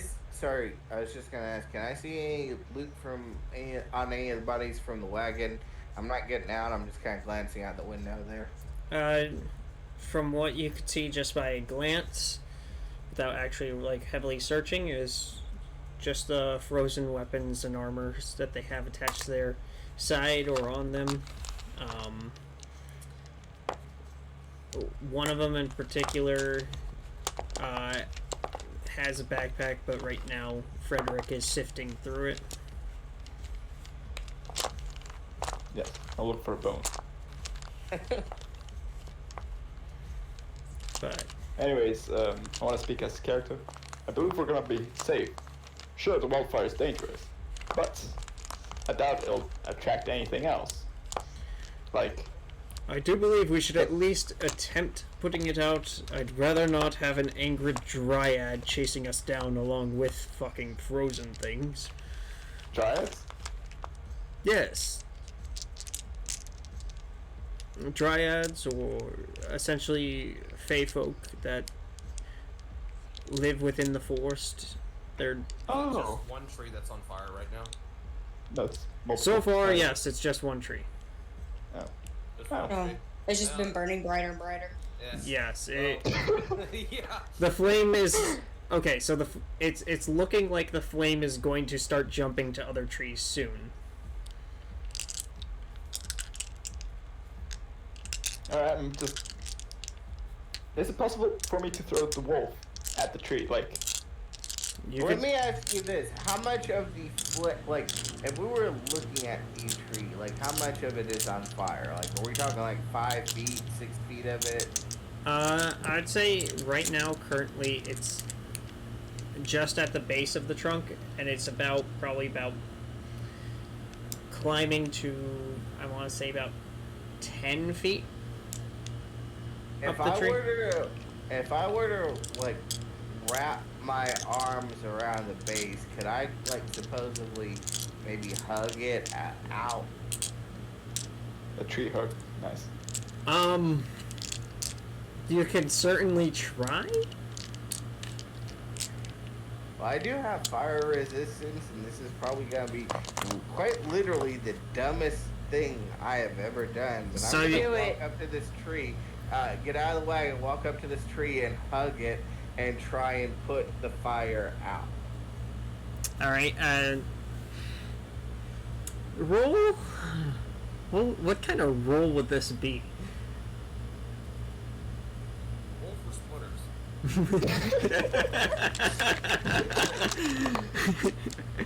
The higher number, the more splitters. What kind of fucking skill would this use? You actually have me stumped here. Stumped? Is that a tree pun? Constitution. Fuck you. No, that'd be a saving throw. It has to be an actual fucking check. I don't even know how tiefling fire resistance works. I never expected You to just- actually have to use it. Roll either acrobatics or athletics.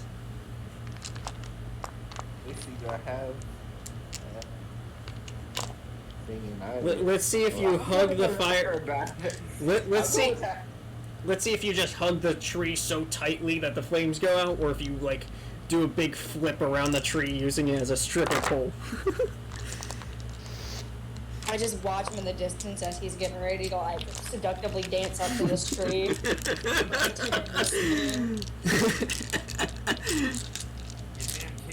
I mean, why not? I do not believe that's normal activity for anyone. Oh, there he is. Okay, hear me? Yep. Yeah. Real life catching up with me. I dropped the laptop, so basically God's way of telling me this is too stupid to actually let me do it. Do it! Fuck it. Just do it. If you want, The worst can happen. dude, I will never stop you from trying. No, I'm gonna try it. I did miss the last 10, 20 seconds of what you said. Essentially, you said you're doing. I essentially said, are you planning on hugging it just really tightly till the flames go out, or are you planning on essentially doing like a stripper routine on the fucking tree?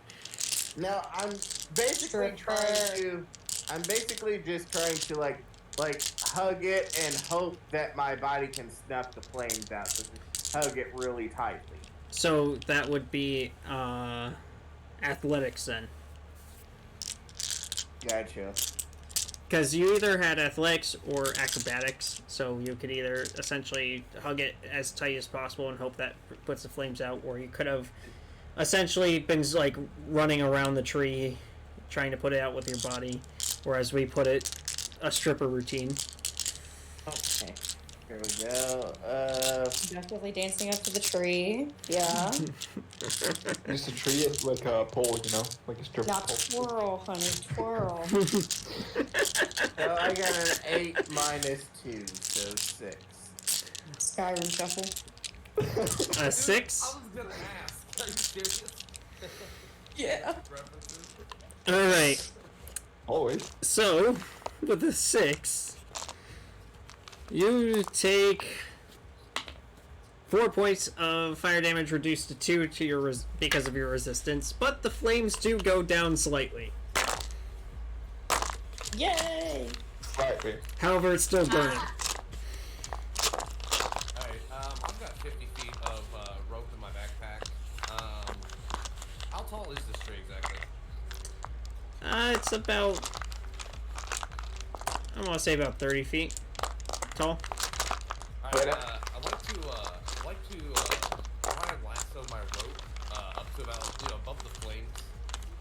To maybe maybe one of the branches, one of the sturdier branches. Okay. This might take a few attempts, but I'll try it. So roll.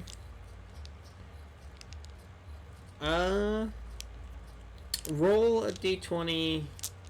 Or yeah, roll an athletics check to see if you could get the rope up there. When you're finished with that, I have a question about what just happened.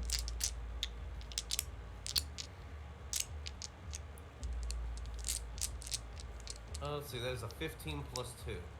Plus 2. So 50.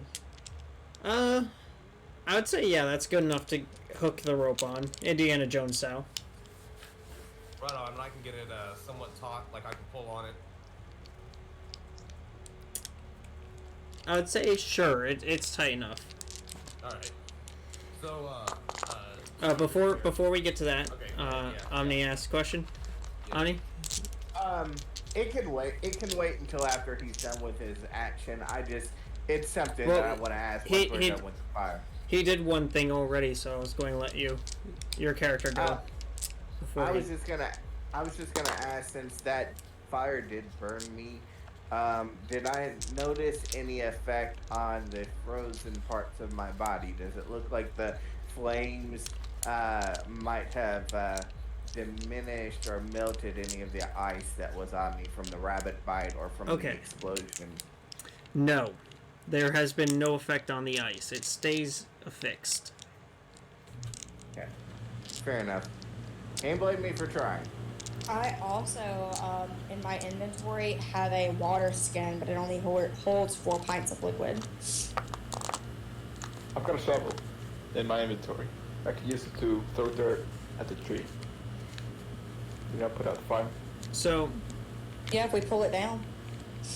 alright, now going back to Duddy.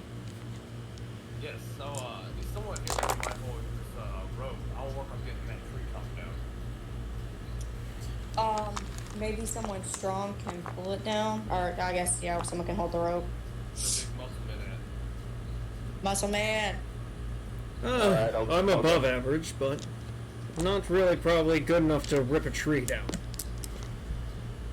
I mean, I think I'm Yo, strong boy. enough. Ya boy. Hello. Hello, I didn't hear you. I didn't either, actually. Yeah, I didn't hear you at all. So he's going to attempt holding on to it then? I You mean, boy? if he wants to try pulling the tree down, he can try it. We were wanting to ask if you would like to hold the rope and either pull the tree down or just hold the rope while Daddy tries to chop the tree down. Either one. What would be more useful? Getting the tree down. Either way. Pulling I mean, it you can pull that sucker down by all means. That means I won't have to get near the fire. Yeah. I can try pulling it down. You could always attempt. Roll athletics for me, please. Would be D20, add your athletics modifier. +5. Okay. would be a 21 total. I say you start heaving down with all your might, muscles bulging as you're just ripping it downwards, and you could see the top of the tree start to shake and bend. Do you want to continue? Oh yeah, keep yanking on it. All right, roll another athletics check.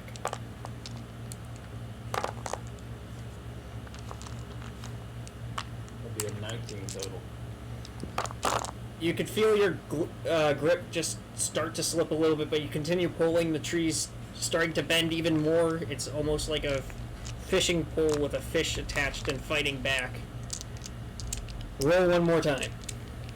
Them roots be in there.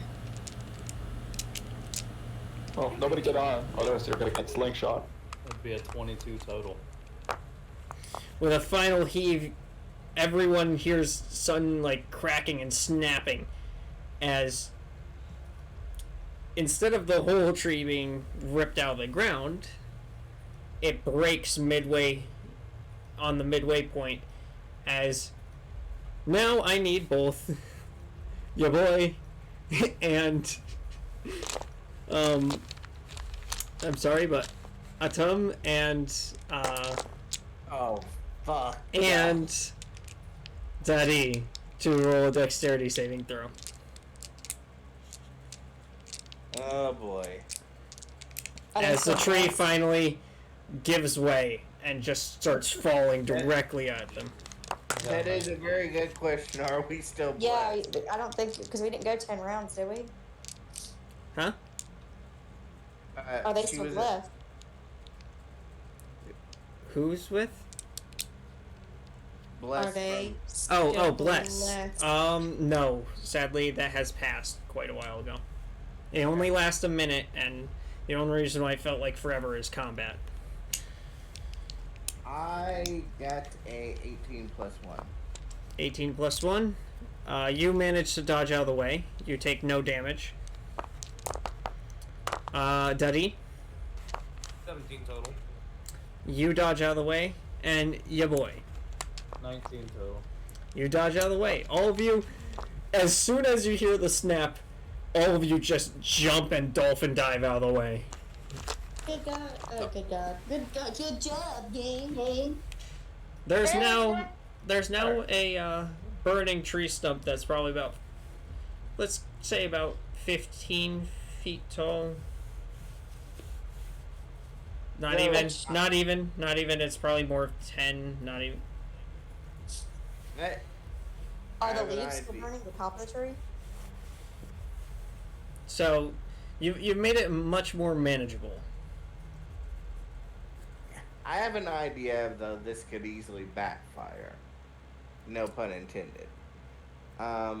Actually, before you do anything, I do want to point out that the only reason why it had chance of catching anything else on fire was just due to the sheer size of the tree. So now, since you've pretty much cut that in half, there's no real danger to the rest of the forest. Okay, then. Nice. Can I do a perception roll and check our surroundings for danger? Sure, go ahead. Because I'm pretty sure by doing What- all the things we're doing right now, we may be calling a lot of attention. So you're looking for any sort of movement or anything like that? Any sort of movement or danger. Okay. Yeah, I'm going D20, right? D20, add your perception. 10 plus 4. 10 plus 4? 14. Yeah. Because it's still nighttime. Keep that in mind. I just have it bright so you guys Yeah. can see what's going on. Right. It's still dead night. It's nearly pitch black. You do not see anything. Nothing catches your eyes. And you don't hear anything other than the crackling of fire. Right, and no, all right. That's calming. Well, you I wanna- guys. I want to Okay. say, old short one, loan me your woodcutting axe. Sure, I'll hand him the wood cutting. Are you axe. talking to me? I was gonna say my character is relatively short, so for a second I thought you mentioned me. Oh, he knows who he is. All these kids. Just so we're not taking any chances, if he's loaning me his axe, I'd like to start cutting on the burning log, and cutting it into smaller pieces just to reduce the chance of it spreading the fire. Since I have fire resistance, I should be able to cut it, I would assume, safely while it's still burning. Throw it in the but- fire. Wouldn't it be dangerous for you? Because you did get hurt by hugging it. Plus, you Yeah. didn't get healed up or anything yet. It would be, but I mean, I'm not, like, I would take reduced damage. I would take less damage than when you guys did it, so. Hold up, what are you attempting to do? I want to cut the burning tree trunk into smaller pieces with Daddy's wood cutting axe. Okay. You can if you want. Okay. That was just all I was doing, just cutting it into pieces. I don't know if I'm gonna take. Am I gonna take any damage from doing that? Roll a Because strength that's- check real quick.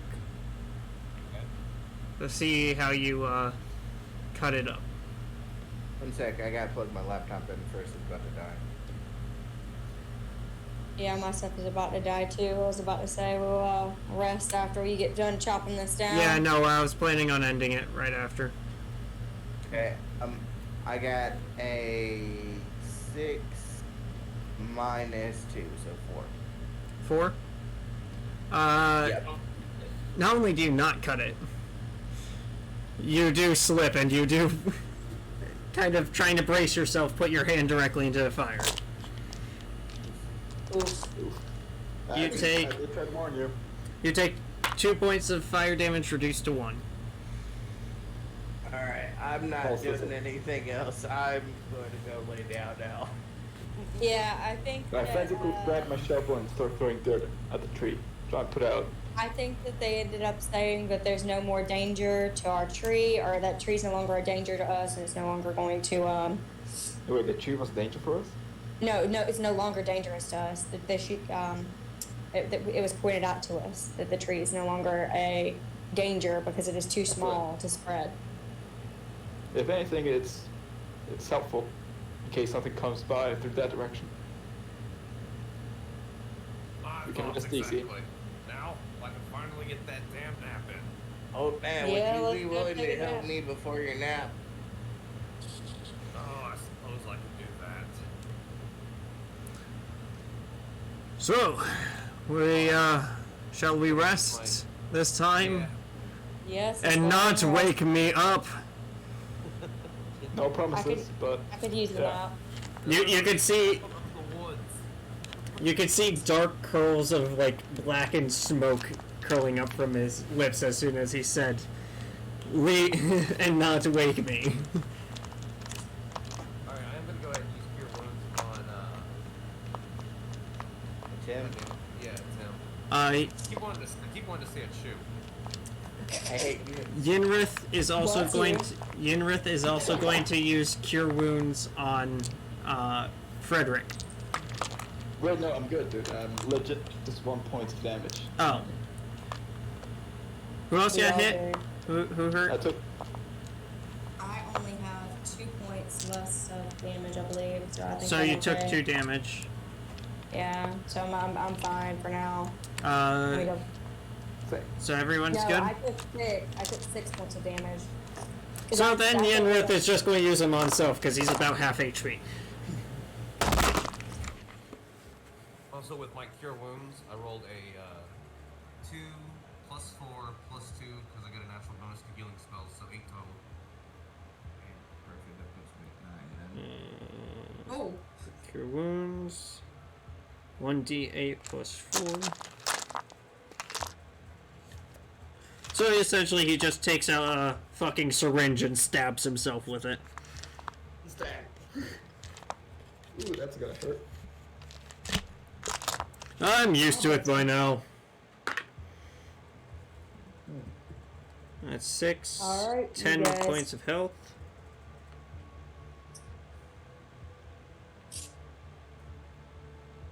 That's nearly max again. All right. All Let's right. go ahead and go to bed. I'm tired. Let's go for another hour. Just cause. See you adventures in the morning. Who's taking watch before we end? I'm not. I need to get a rest. Yinrith is already passed out. Yeah, I need. 'Cause to keep in go. mind- Faithful watchdog that I am. Keep- Take guard. Keep in mind, Yinrith, Luna, and Dadi have a point of exhaustion. Yes, Exactly. You I'm guys going need to to bed. rest more than. Oh, and I'll before we end, everyone who took damage during this combat encounter, Oh no. please roll 1 Constitution saving throw. You gotta be kidding me. Ooh, thank God. Oh You man. playing right? Oh thank God. I get a 15. Terrible. A I 15, rolled a 7. Yeah. you save. So remove 1 point of Constitution. So it's a D20 plus your Constitution modifier, correct? Yep.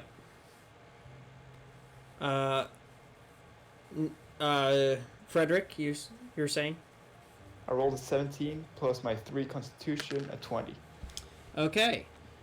You save, but I also need you to now remove 1 point of Constitution. Yinrith has failed, Oh no. so he's going to remove 1 point of Constitution and another 2 maximum HP.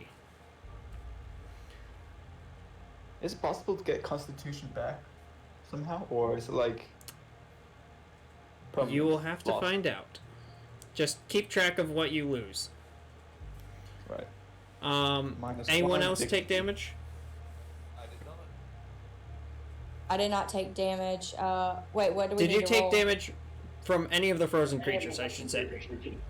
Oh, did I take damage? You were bit by wolf. No, I wasn't.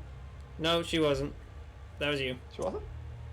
I wasn't bit or anything. I obliterated them with an arrow. The squirrel attempted biting you, but missed. I was like... Your boy, stomped did on you fire. get bitten? Or scratched or anything like that? No? Oh, no. You're right. Luna did get bitten by the wolf as she was attempting to Yeah, run exactly. away. When she was... Oh, yeah, I away. did. Okay. Yeah. So, roll d20. add Yeah, I con- got a 20 total. I already So rolled you one save, of them. but you do need to remove 1 point of your constitution. It's fine. I got a +4. Hehe. No, not from the modifier. Total. Yeah, Yeah. Okay. I know. My Constitution's an 18 already. And then So my that's now modifier's +4. 17. So that's still +4, I believe. But Yes. and with that, we're going to end it. Alright, that was pretty intense. So, how does it feel now that I'm bringing in my own custom-made shit? It was a lot of fun. Quite I will intense. say we went way over time, but that's to be expected. That's kind of why I said 11. Just because it's... I'm pretty sure the only one who said that they couldn't make it all the way to 12 was Chaos, and she obviously wasn't here. No. So I start a new job next week. That's why I said. Oh, we need to start yeah, getting okay. expect- Yeah, so like we need to start like a decent setting time because next week I won't be able to stay till midnight. I'd probably have to leave by midnight. Yeah, okay. I mean like 11:30 at the latest, really. We can start around 7:30 from now on if you want. That would be awesome. I Yeah, should that be. would actually be better for me. And if you have to leave before then, like if you have to leave before, you could either ask me to take control of your character, or I could have your character go, essentially like hide somewhere. Yeah, I think the only person that might not work for would be Wyatt, but he would probably be like 30 minutes, maybe an hour. Yeah, no. Like, if you're late to the session, I could just have your character come in at any point. I'm not going to be like one of those people. Oh, you weren't here, you can't play. No. Okay. I could work his character in. Don't you worry. Cool. Well, all right. I'll see you guys next Wednesday. Any questions, concerns, or anything like that before we end off? Yeah. I've got a question. Yes. So, where are we headed on our wagon? We're headed to Neverwinter. Yeah. Uh-oh. You guys are heading to Neverwinter to look for a sage or someone who has more information on this ice blight. So it's basically an icy plague. I also want to say... Oh, go ahead. Also, having been bitten by the rabbit, I now have a sudden craving for carrots. Oh no. I was just going to say, thank you guys again for coming, and thanks, Plague, for DMing. Yes, and thank you everyone so much for watching. It's been a blast DMing, even if I fucked up and have over half of the fucking session. Or actually, no, now about half of the session. Only with my luxurious voice. That's going to be so much of a pain for me to listen through. A fantastic voice, at least. Oh, I hate my voice, but yeah, thank you guys so much for coming. It's definitely been a blast for me to run this. And keep using the notes in the D&D area. I've been having a notepad where I've been taking notes during our session. Yes. But I've been like throwing random notes, and I'll like that section is for party notes only. So anything related directly to the campaign that we need to remember. Yes. I've been putting stuff in there. You guys have been using it. It's awesome, and it helps. So It warms my frozen cold heart seeing all you guys actually do notes, because you guys are the first group that actually took fucking notes. It's wonderful. I'm gonna punch in my notes afterwards, like after we're done here. So yeah. that's awesome. And Love that. Notes. Quick question for you, Plague. I want clarification on if you were joking about something earlier. When you skipped me, you were like, "Take inspiration." I didn't take. no, that I seriously. wasn't joking. You still have inspiration. Okay. Wait, what's my inspiration? sheet. Yeah, no, if I fuck up really badly and I say take inspiration, that's not a joke. Okay. I just wanted to be sure. I didn't want to save it on my sheet without asking first. So yeah, it's and actually, because it was a little bit of a significant fuck up, but it was fixed before anything happened. 1d6 inspiration die. Okay. So that's like medium. It was a pretty big fuck up, but it was fixed. If it was really big and we ended up fully skipping your turn before realizing that happened, it would have been a 1d12 inspiration, but we fixed it. Okay, cool. All right, guys. Well, I'm gonna go ahead and dip. But Thank you y'all have a guys good night. so much for joining, and thank you guys so much for watching, if indeed you still are. And have a wonderful night. Let's find someone to raid before we end. Ooh, Let's do it. We'll go on. Who's streaming Let me look and see who we got. in T3? Who do we want to raid? Let's see who's live. Let's see. There's Meowie, but she never really talks. I want to raid someone who talks more. A chatty chat. Hellcat. Is Hellcat? Is she streaming? Is she It says still streaming? live. Oh no, she's sharing her stream. She's live in a Discord. Okay. Nobody I know is streaming right now. Meta, is he still streaming? Because he's a good guy. But I think my screen might just be a little bit delayed. Let me refresh real quick. No, he's still streaming. All right, I'll raid him. All right, let's hop on back to your stream. So let me go ahead and do /raid, and then Good night, guys.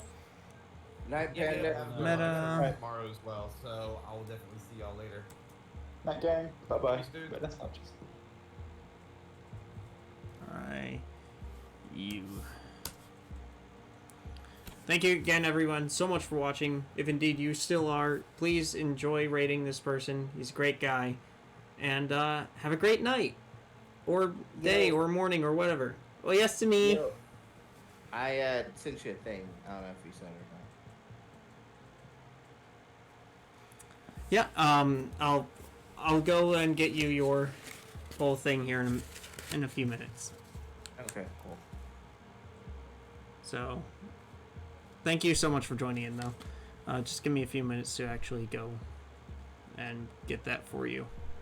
No problem. Or actually, and I'm sorry about not getting it to you sooner. I've had like a busy 2 weeks. Like I intended to get it to you the same day. Then I talked the other day, like when you told me it was canceled last week, and I like my week just went to hell after that, so I didn't get a chance to write it down. I'm procrastinating Yeah. right now because there's 3 bags right there. Let's see here. The 2 closest. Why can to I me not hear him? is mine, which have really nothing. Hey, Panda, how you doing? And the third one. Is this farthest my away, fault, or- closest to that base? Apparently, looking at it, No. I only had a split second to look at it, and then I realized I got shot by the turret. So I'm gonna run in there real quick, grab the bag, and I'm just gonna try to clear the ball as fast as I can. Alright. Let me. You can't hear me? Plague? It's getting my audio. And yeah, you can hit me up with your backstory. Feel free. Okay. Are you ready for it now, or are you? You could just send it to me. That way I can Sure, read it volume's as up, many right? times as I need to. Okay. It just want me to DM it to you then, basically. Yeah. Just direct message me. Right, here we go. Hold on. Okay. Cool. All right. I'll DM it to you, and then if you feel like any changes need to be Oh, no, made Plague, to it, it's working. just hit me Your up. volume's not on. Also, just for full disclosure, before we Oh, even thank you for the follow- played the today, follow, Panda. I was going Alright, to so I'm gonna say try to book that it my as quick as I character can. was from Neverwinter, because I Right. literally don't know any other towns. in That is- Dylan is gonna try to shoot me. I'm gonna But beat if it. you need me to Big, make I'm it gonna a try to different grab town, No. Feel free. That's actually wonderful. As back as I can. Okay. It's gonna kill me. Farther alright, back cool, this then way. I'll do that. I just wanted to, I didn't want you to think that I was metagaming, because that was literally something I was planning before today. I was actually gonna send it to you before we started playing, and I got held up with some other stuff and didn't get a chance to, so. Yeah. No. That is actually perfect since we're already heading to Neverwinter, anyways. So your character. I'm assuming you know the city well enough, anyways. I actually don't, because despite the fact that I'm DMing, I am not like an expert on sheet. Get to it, So, grab it. No. Okay. that's one of the Okay. rea- So that's if one of the reasons I go through like pre-made campaigns, Mhm. because I can just get the lore from them, and since I haven't done any campaigns with Neverwinter, I don't really know anything about it. yeah, so feel completely free to actually do any research you want Okay. about it. How much did I I'm basically keeping it the same, except I'm adding in, if it doesn't already have, a It's kind of broken. I think. researcher slash You know? scribe that he's going to talk to, but it's basically going to be How's the it same. working tonight? I do have a Good. question for you. Good. As far as my backstory Best goes, players. I don't have any name for any characters in my backstory, because as far as I'm concerned, like family members and friends and stuff like that aren't really You must be important to my character's backstory. Like the way I was planning to do it was, he got his powers from the sword that he found, and the sword is going to be one of many pieces. So the thing I was gonna be more emphasizing for us his backstory is the backstory of his I patron, kinda don't where know it. like Where I tried that, I let the timer on my bag there's a run. devil lord trapped within his sword, or a piece of a like that. devil lord, I should say, a piece of a devil lord's Interesting. soul. It's closer. So, and this devil lord was It's even supremely already. I don't even powerful, get and